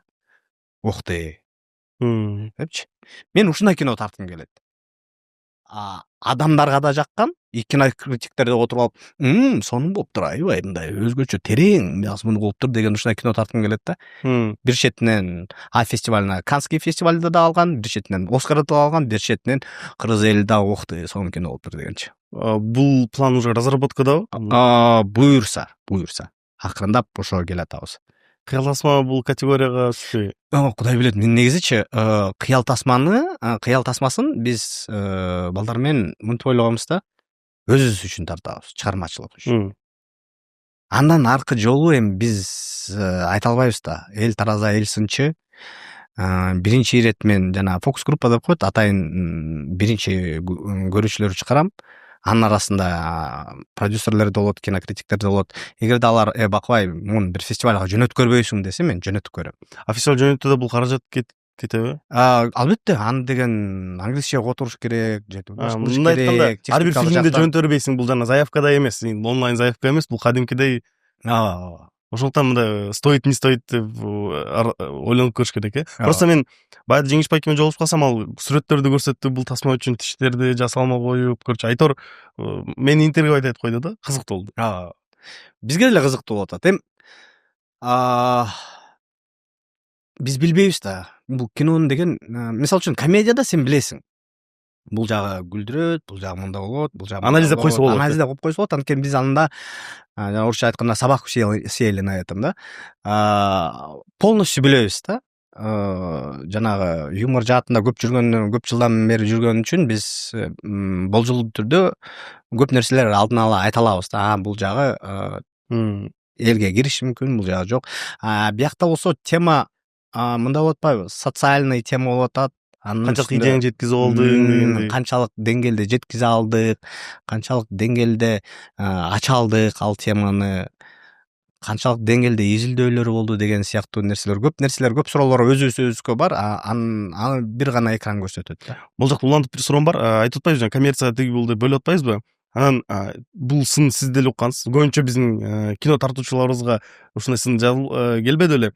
Кыргыздар юмор деле тартканды билет деп канча жыл айтып жүрдү да. Азыркы учурда эле мындай ал сөз кетип баштады да. Бирок канча жыл бою кыргыздар юмор тарткан башка эчеке билбейт. Буну элдер күлдүрүп коюп акча табуу үчүн эле кылат деген сөздөр сиз да уккансыз. Маңызы жок деп. Бул сөздөргө кошуласызбы? Чындыгында кандай? Мен маңызы бар. Бир нече факт айтып коеюн. Кыргыздар мисалы үчүн жаңылыктардан угуп атасыңар да, эл аралык кинофестивалдарда биздин жетишкендиктер боюнча жаш режиссерлордун.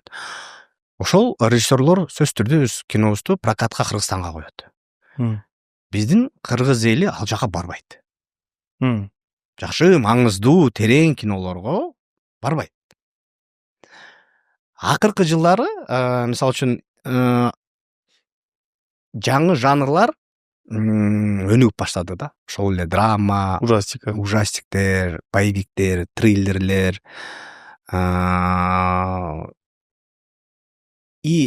киного баруу маданияты өстү да. жанагы ой биздикилер эчке билбейт дегендер алар киного деле барбайт деп ойлойм да, көбүнчөсү.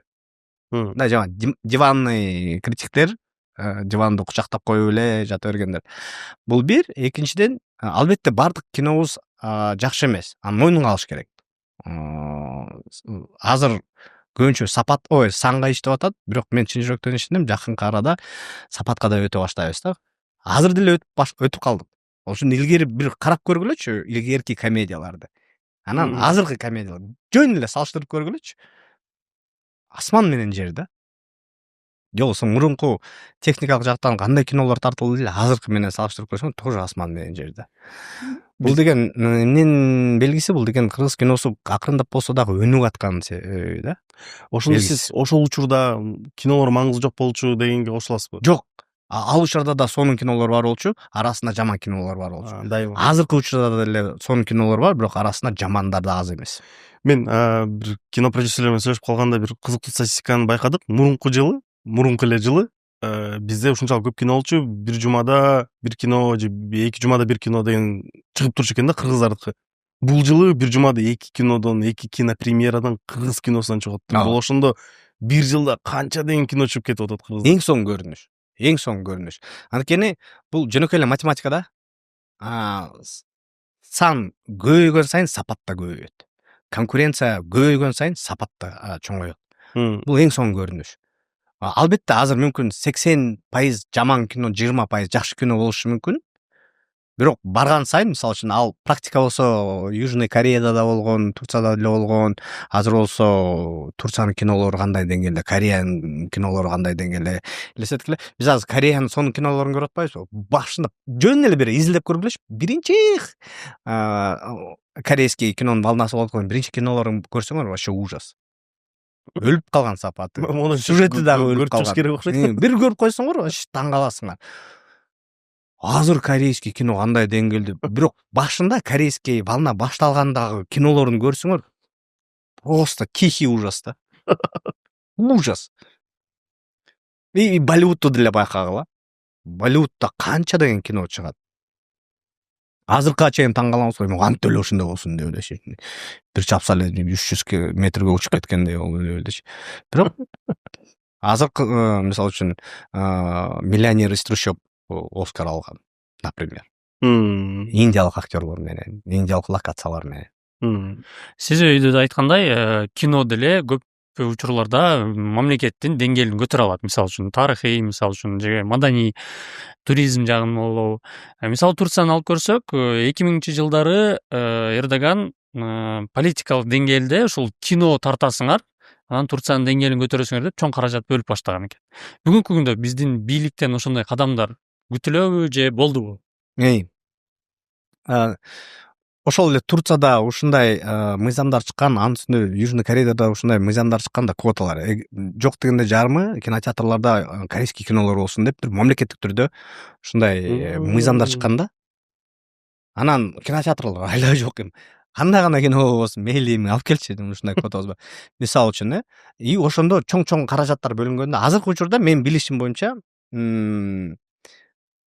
2 жыл мурун эле бир бүт кыргыз киносуна там бир 50-60 миллион бөлүнсө, мен кече эле сүйлөшүп келдим Кыргыз Фильмофонддун директору менен, Кыргыз Фильм менен. Эмдиги жыл мисалы үчүн 3 миллиард сомго жакын бөлүнөт экен кыргыз киносуна. Элестеткиле, 2 жыл эле мурун там 50 миллион болсо, ашып кетсе, азыр 3 миллиард. Почти 3 миллиард деди. Бул жака басым жасап баштаптыр да. Анын үстүндө кинотеатрларга чыга турган массовый, жанровый, зрительский киного дагы бөлгүлө деген түздөн түз эме бар да, буйрук бар. Демек, бул эмне деген билдирет? Жаш режиссерлорго барып, конкурска катышып, кыргыз фильмдин конкурстарына катышып, өзүнүн кино тартканга мүмкүнчүлүк өсөт да. Жаш таланттарды көтөрө алабыз, жаш таланттарды көрө алабыз. Бирок бул жагында бир көйгөй бар. Мен тоже кинопродюсер сүйлөшүп атканда бир маселе талкуулаганбыз да, кинотеатрларда жанагындай 50% кыргыздардыкы деген жок экен. Ал жакта кадимкидей күрөшкөн го. Бирок кадимкиде биз ал суроону деле биз сүйлөшкөнбүз. Аныс деле ошондой. Аныс деле 50% как минимум кыргыз кинолору анткени биздикилер өзүнүкүн өзү катуу колдоп ооба биздикилер өзүнүкүн аябай колдойт да. Эң сонун көрүнүш мындай да, мисалы үчүн Казакстанда бизде статистика бар, Казакстанда бокс офис деп коет, бул ар бир күнү канча киреше тапканчы. Казакстанда өзүнүн ата мекендик кинолордун бокс офиси тапканы Кыргызстандыкындай эле. Болсо Казакстанда 3 эсе калкы көбүрөөк. Демек кыргыз эли өзүнүн кыргыз киносун аябай колдойт деген сөз да. Миң ирте ыраазыбыз биздин кыргыз элибизге. Кандай болобу, жаман болобу, жакшы болобу, байкуш кыргыздарыбызды колдоп коелу деп киришет кадимкидей. Кадимкидей киришет. Албетте алардын арасында даже уже критиктер пайда болду. Бул киносы анча эмес болуп калыптыр. Мына могул жери монда болуп калыптыр. Кадимкидей мындай кино көрүү маданияты, кинону оценка кылуу маданиятында өсүп атат да, мындай анализдеп, кадимкидей биздин кыргыз көрүүчүлөрү. Өтө ушул жагынан ыраазычылык билдиребиз биздин кыргыз көрөрмандарыбызга, кыргыз көрүүчүлөрүбүзгө. Кандай гана болбогон учурда жөн эле коелучу, Голливудтукун биз кыргыздыкын колдоп кирели деп. Көп да биздечи. Мен мындай сиз кино жаатында анчадан бери жүрөсүз да, мындай кызык суроо келип атат. Напарниктер 3 жакында чыгат го. Чыккандан кийин эле мен билишим боюнча ушу Бейшинен таманасында 2 дагы канчадан ушундай катуу премьералар чыгайын деп атат да. Эми сиздер дайыма бири менен жарышта. Ким көбүрөөк касса чогултат, ким кандай болот деп. Сөзүңүзгө канчалык баа бересиз ушу киноңузга? Башкалар менен салыштырмалуу. Мен өзүм чын жүрөгүм менен айта алам, биз болгон өзүбүздүн фантазиябыз болобу, иш аракетибиз болобу, болгон аракетибизди кылдык. Кино эч кандай жана орустардын сөзү бар го, халтурасы жок жасалган. Жакшы бир чыгым менен жасалган. $100,000 ашык кетирдик. Француз айтканда. Ошону айтып атпайм. Аркан киноға канча 100,000 десе, ой. деп коет. Негизи мындай орточо бизде азыркы этапта кинолор 50-40 миңге тартылат да, 50. Мындай сапаты катуу болот. Сапаты жакшы, сапаты техникалык жагынан сапаты жакшы. Актерлор жагынан эми өзүңөр эле билесиңер, Жеңиш Майрамбек уулу, Динара Багышбаева, Аскат Сулайманов бул эми элита актерлордун. Баяда бирөө тамашалап коет, өзүнчө эле Marvel чогулуп калып турсуң го, напарниктерде депчи. Звездный состав. Вот. Сюжети жагынан дагы шүгүр жакшы, андан аркысын болсо эми эл тараза элсинчи экранды көрсөтөт да. Мага чын эле кызыктырат, бул согуш болот, кадимки Marvel'дын DC менен согуш болгондой эле.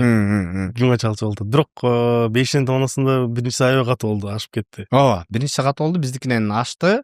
Бирок эми бул аябай кубандырган нерсе да. Демек, эртең бизге сонун мотивация болду да. Анда 5ти ашыш керек экен депчи. 5ти биз Кудай буйруп ашып алсак, андан кийин бизди башкалар ашат. Ошентип отуруп актындап сонун сапатка келип калабыз да. Кинокритиктердин арасында мындай ой бар. Өзү бир кинону мындай экинчи, үчүнчү, төртүнчү бөлүк кылып тарта берген, бул эми выжимка деп. Бул биринчи кассовый болду, значит бул акча алып келет экен деп 2-3-4тү тарта берет. Кайсы кинокритиктер? Мен сүйлөшүп калганды уккам да. Это бирөө айтса, это не значит, что это правильно. Мен азыр берип кетейин да. Ошол эле аяш тасмасы, напарниктер тасмасы бул ушу выжимка сыяктуудай эле деген ойлорду уккам да. Сиз кантип ойлойсуз? Мындай да, биз өзүбүз үчүн честный болуш керекпиз да. Биз азыр коммерциялык кино жөнүндө сүйлөшүп атабыз. Туурабы? Туура. Коммерциялык деген сөздүн корни коммерция деген сөз да, туурабы? Демек биз коммерция жөнүндө сүйлөшүп атабыз. Мен бир жолу эмеде айттым эле, бир интервьюда. Мен жанагындай чыгармачыл адамдардан эмес, мен акыркы акчамды, үй бүлөмдүн тагдырын, полный квартираны сатып, мен баарын кылып, мына мен чыгармачылык үчүн деген андай адам эмесмин, ачык эле айтыш керек.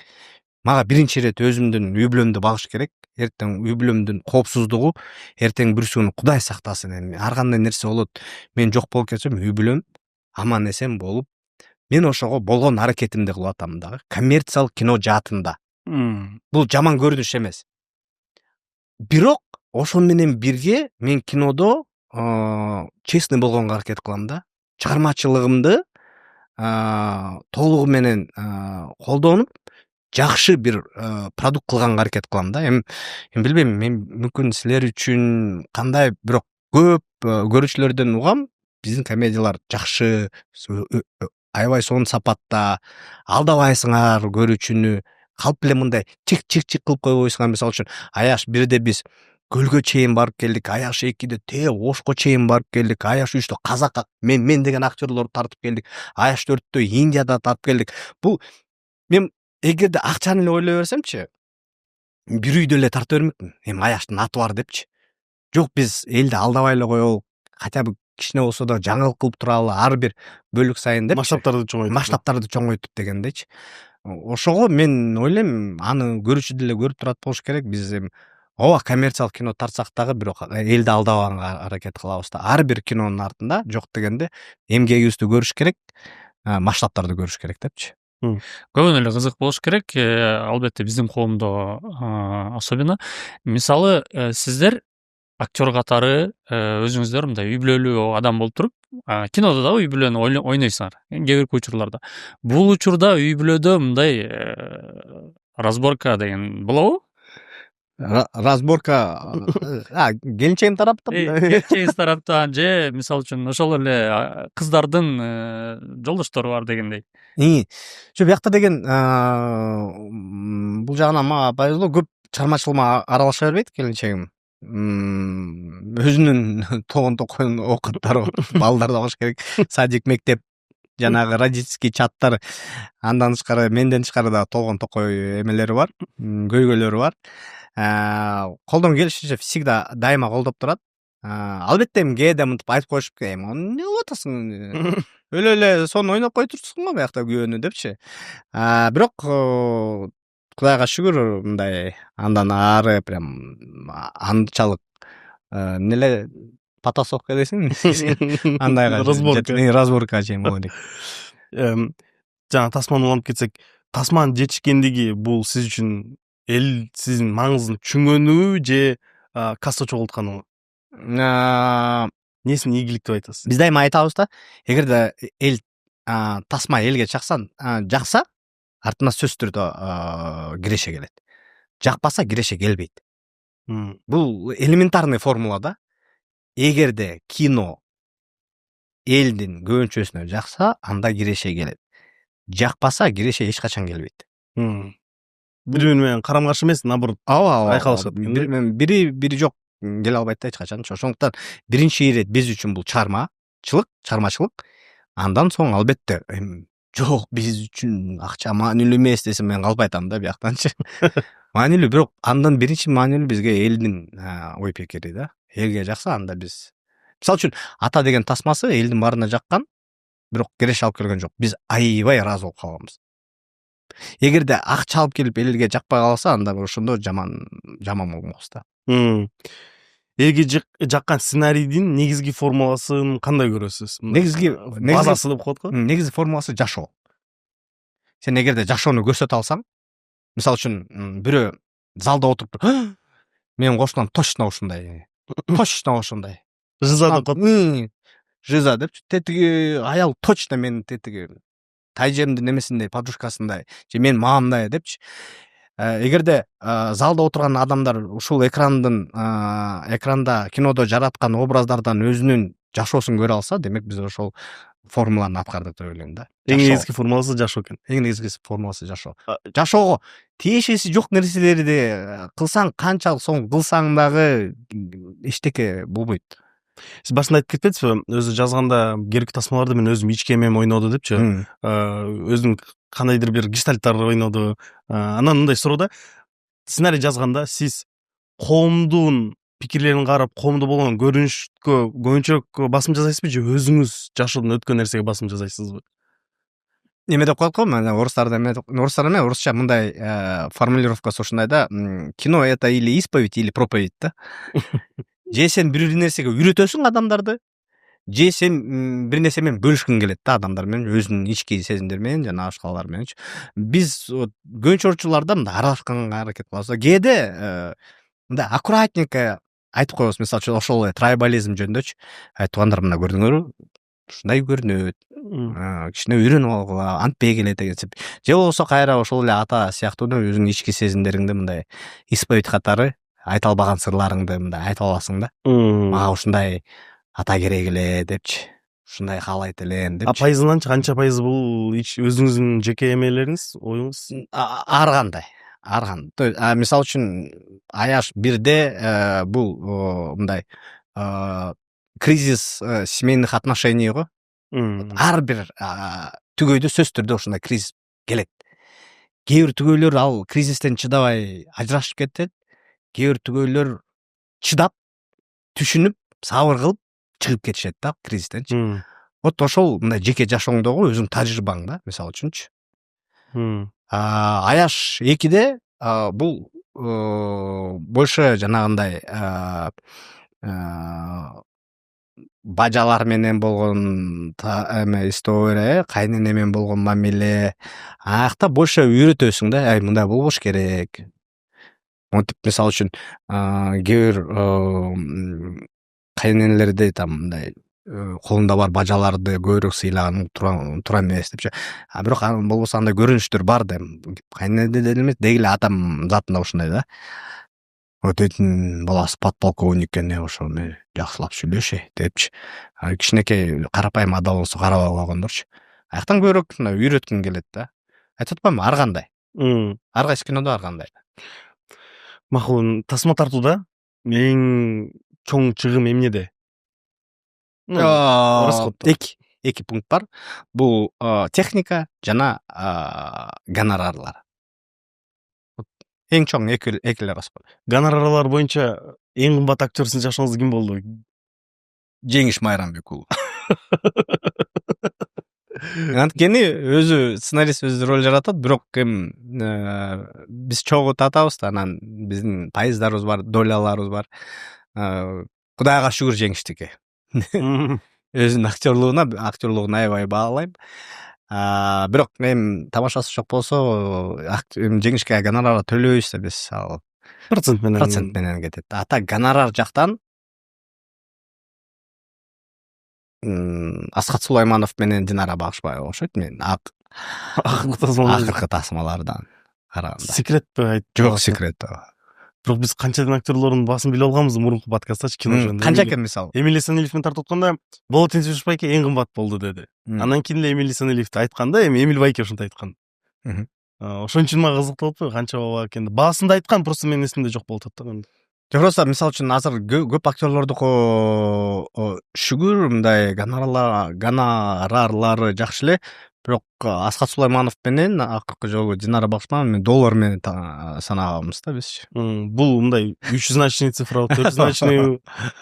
Так что белгон башка продюсерлер анан дагы может мындай да, мүмкүн башка продюсерлерге башка бааны айтып атат. Ошол жагынан сатып иши мүмкүн да. Мисалы үчүн мага биздики мамилебиз башка да. То есть мен Аяшты канча жылдан бери тарттым, мамилебиз башка, мага деген мындай бааны айтып туруп, өзү эле бир жолу айтып койгон, Бакыт байке айтпагыла баамды депчи. Анткени башка продюсерлер үчүн таасир этип калышы мүмкүн. Эгер бул жагынан болсо, конечно, эми Динара же бизде деле болгон аларга. Бирок Асхат байке подкастка качан келесиз? Артыңыздан жүрө беребизби? Деп Асхат байке келип койгула да. Ошо өзүңүз айтып бериңиз. Кечкеле суроо бербей, башкалардан сураткыздыра бербей. Кассалык тасма тартуу үчүн эмнеси маанилүүрөөк? Сюжетпи, актербу же пиарбы? Сценарий. Сюжет, сценарий, да. Сценарий, история. История по-любому биринчи орунда. Конечно. Жаман. Сен канчалык соны тамашаласаң да, эгерде историяң жок болсо, мисалы жөн эле эме болуп калат да, жанагындай скетчком болуп калат да. Мисалы үчүн мен Марвелды чогулттум деп коелучу, айтмакчычы. Эмилия Санелиевди, Жеңиш байкени, Динара Багышбаеваны, айтор көрчү баардык жылдыздар топтодум да, бирок сюжети говно да. Ооба. Бирок мен чыгардым, бирок касса чогултат да бул. Ооба. Жок. Не обязательно. Мисалы үчүн өз убагында эме деген классташтар билен эмне деген кино болчу эле. Азыркы Дибилинстин башкы продюсери эмеси Эка. Өз убагында Урмат Үсөнов, там Чолпон Талипбек, Макс, айтор бүт жылдыздарды бир киного чогулткан да.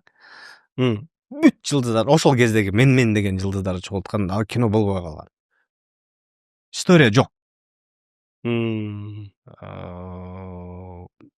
Мисалы үчүн ошол эле билбейм канча, ушуну мен санасам Эми ошол кездеги эстрададагы деги эле кино жаатында дагы эле көп сонун жылдыздар катышкан, ошо кино таппай калган да акчанычы. Өзүнүн чыгымын актабай калган. Ошол сыяктуу эле Marvel'ды канча чогулткан күнү деле эгерде ичинде эч кандай история жок болсо, эч кандай байланыш жок болсо өз ара эл барбайт. Бир эле пример менен айтып кетейин. Айбек Бектемировдун Такси деген киносу бар болчу. Биздин инибиз тамашадагы. $20,000 тартылган. Болсо азыркы заматында 20,000 тартылган. Ичинде история бар болгон үчүн аякта Marvel'дын деле жок, бир гана Өмүрбек Израилов бар. Ашып кетсе, Айсанат Эдегеевна. Дагы ким бар билбейм. Өзүм толугу көргөн жокмун, бирок кино мен деген актерлор менен деген кинолорду ашып кетти да. Демек, эгерде сенин ичинде кинонун ичинде жакшы түшүнүктүү окуя жок болсо, эч качан чоң кассага надежда кылбай эле коюш керек да. Бизде эң чоң көйгөй кайсы? Сапатпы, каржылообу же көрүүчүнүн тартиби? Сапатка көп убакыт бериш керек. Мисалы үчүн биз бир кинонучу 2,5-3 ай жок дегенде сценарий жазабыз. 3 ай даярданабыз. 1 ай тартабыз, андан дагы 3 ай постпродакшн. Бир жыл, почти бир кино керек. 9 ай. 9 ай мындай кичинекей баланын төрөгөндөй эле да. Көбүнчө мен билем да, өзүмдүн коллегаларымды билем, ушу индустрияны билем. Кээде мындай учурлар болгон, 1 айда сценарий жазып, 1 ай ошол эле айда тартып, ошол эле айда чыгарган кинолор бар. Дагы бүгүнкү күнгө чейин бар. Кээде даже чоң студиялар ушундай кырышыт этет да. Андай болбойт. Ойлонуш керек, көбүрөөк даярданыш керек. Көбүрөөк иштеш керек да. Мен сизге эки тасманы бири-бирине карма-каршы келтирем. Сиз бирөөсүн тандайсыз, ал башка кийинки тасманы карма-каршы келе берет. Эми бул оюнду ойноп көргөн болушуңуз керек. Кино жаатын иштегендер баары ойноп көргөн да. Аяш тасмасыбы же напарниктерби? Аяш. Неге? Анткени мунун тарыхы чоңураак. И эл аралык деңгээлге чейин чыгып кетти. Аяшпы же бир тууганчектерби? Аяш. По-любому. Аяштарбы же в поисках мамыбы? Аяш. Аяшпы же атабы? Ух ты.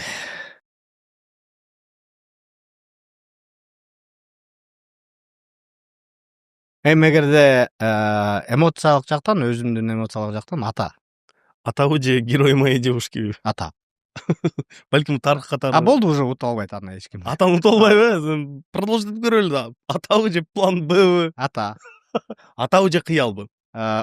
Вот ушул жерден так, мүмкүн көрөбүз. Эми өзүңүз көрүп чыктыңыз да, карап чыктыңыз. Көрө элекмин. Азыр монтажер биринчи черновой монтаждап коет, ошону бүтүп атат. Андан соң мен барам, андан соң биз экөөбүз кийинки монтажды кылабыз. 3-чү, 4-чү, 5-чи анан жыйынтыгында элге чыккандан кийин ошондо айта алам, атабы же кыялбы деп. Азырынча ата деп туруп атпайсыңыз да? Азырынча ата деп прям айта албайм. Мен өзүм билем да кыялдын тарыхын, сценарийин билем. Ошончо бир башыңызда азырынча так жок. Жок, бирок анда азыр оюнда атаны продолжить этеп бербейли? Аяштын эми трилогиялары бар да. Аяш бирби же атабы? Жок, андан ары жок деп атпайм. Аяштын 4-өөсү тең. Напарниктердин 3-өөсү тең. Анткени дегенде бул Аяш кичине жеке өзүмдүн эмелиме жакыныраак да. Аяш, то есть ата. Аяш болсо чыгармачылыкка көбүрөөк жакыныраак. Бул ата эмоционалдык жактан болсо, Аяш көбүнчө чыгармачылык жактан да.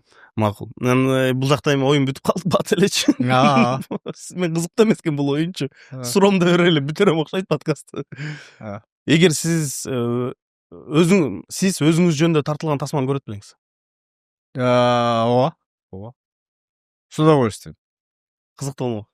Өзүңүз балким тартып көргүңүз келет беле? Мен ушундай оюм бар. Мүмкүн бир 50ге чыкканда анда коомчулук уже көп нерсеге даяр болот. Мен ниетим ушу да, коомчулук, биздин коомчулук ушундай максималдуу түрдө толерантный коом болуп өсүп, түшүнгөн коом болуп өсүп, баарын таразалай билген, түшүнө билген, сындабаган сиз жөн мынтип гана. айткандан абайлаңыз, элдер бар ойлоп баштады. Элге чыкканда мен кийимди айтабы депчи, аткен толеранттуу. Жок. Ал жактан эмес, ал жактан шүгүр эле 3 балам бар деп кой. Жок, негизи элечи. Негр дебей Учурда афроамериканец. Вот. Көгүштөр эмес, адамдар деп. Ошолорду баарын туура түшүнгөндө мүмкүн ал убакытка чейин да тажрыйбам өсөт да. Туура приемдор менен, туура кадрлар менен, туура окуялар менен көрсөткөнгө аракет кылсам мүмкүн. Бирок мен ойлойм, мен антип автобиографический деп атабайм. Калп эле бир кинонун атын таандайм, бирок толугу менен өзүмдүн жолумду көрсөтөм да. Кыргызстан тарыхында топ 3 кино сиз үчүн? Ох ты. Бул бар. Кайсыл тарых? Кыргызстан тарыхында Бардык. Хоть 90-жылда бир кино айтсаңыз, мен билбесем деле, бирок СССР учурунда да. Балким СССР учурунда да айтып бересиз. Ак кеме? Канчанчы орун? 3-чү, экинчи, биринчи? Менин оюмча мындай по степени влияния биринчи орунда го дейм. Потому что кайсы гана адамдан сурасаң, ак кемени баары билишет да. Айыл өкмөтү. Ушундай бар болчу. Жаккан. Айыл өкмөтү. Жакшы. Бешкемпир. Мага жагат аябай Бешкемпир. Кызыктуу экен тандоосу. Кыргызстан тарыхында топ 3 актер. Сүймөнкул Чокморов.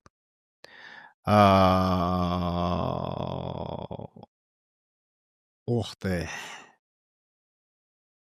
Өздүкүлөрүн айтып коелучу. Аскат Сулайманов, Жеңиш Майрамбек уулу. Ушундай тандоо кылыпсыз да. Мен да мынтип сунуштайт элем. Биздин комментаторлорго, көрүүчүлөргө комментарийде топ 3 тасма менен топ 3 актер. Көбү талашат албетте, бирок мындай да, бул эми жеке көз караш да. Ошол үчүн көп жамандабагыла мен. Топ 3 кинорежиссер. Төлөмөш Океев, Болот Шамшиев, Геннадий Базаров. Макул. Ответ засчитан. Эми биздин подкастыбызга тиешелүү акыркы суроолор. Апайга Актан Нарымкулатты унутуп калыптым. Актан Нарымкулат. Тоже ошол жакка кирет. 4 деп кошуп коелар. Комментарийде сизди жеп сала элек да. Актан Нарымкулатты унутуп калсаң, каяк жейм го Актан байкеден. Биздин анда подкастка тиешелүү акыркы 2 суроом бар. Сиз накта деген сөздү кандай түшүнөсүз? Накта деген чыныгы, четкий, конкретный, сон Кимге? Накта кыргыз дейт го. Накта эркек экен деп. Туура эмес түшүнүп атам ал сөздү. Жок, туура эле, мен сиз түшүндүңүз да. Биз деле ушинтип түшүнөбүз. Эми кийинки суроом, кимге же эмнеге ушул сөз эң барынан жарашмак? Адамды атасаңыз болот, же бир нерсени атасаңыз болот, тасмаңызды атасаңыз болот. Бирок эмне накта? Ким накта? Ух ты. Накта. Беш бармак накта кыргыздын тамагы.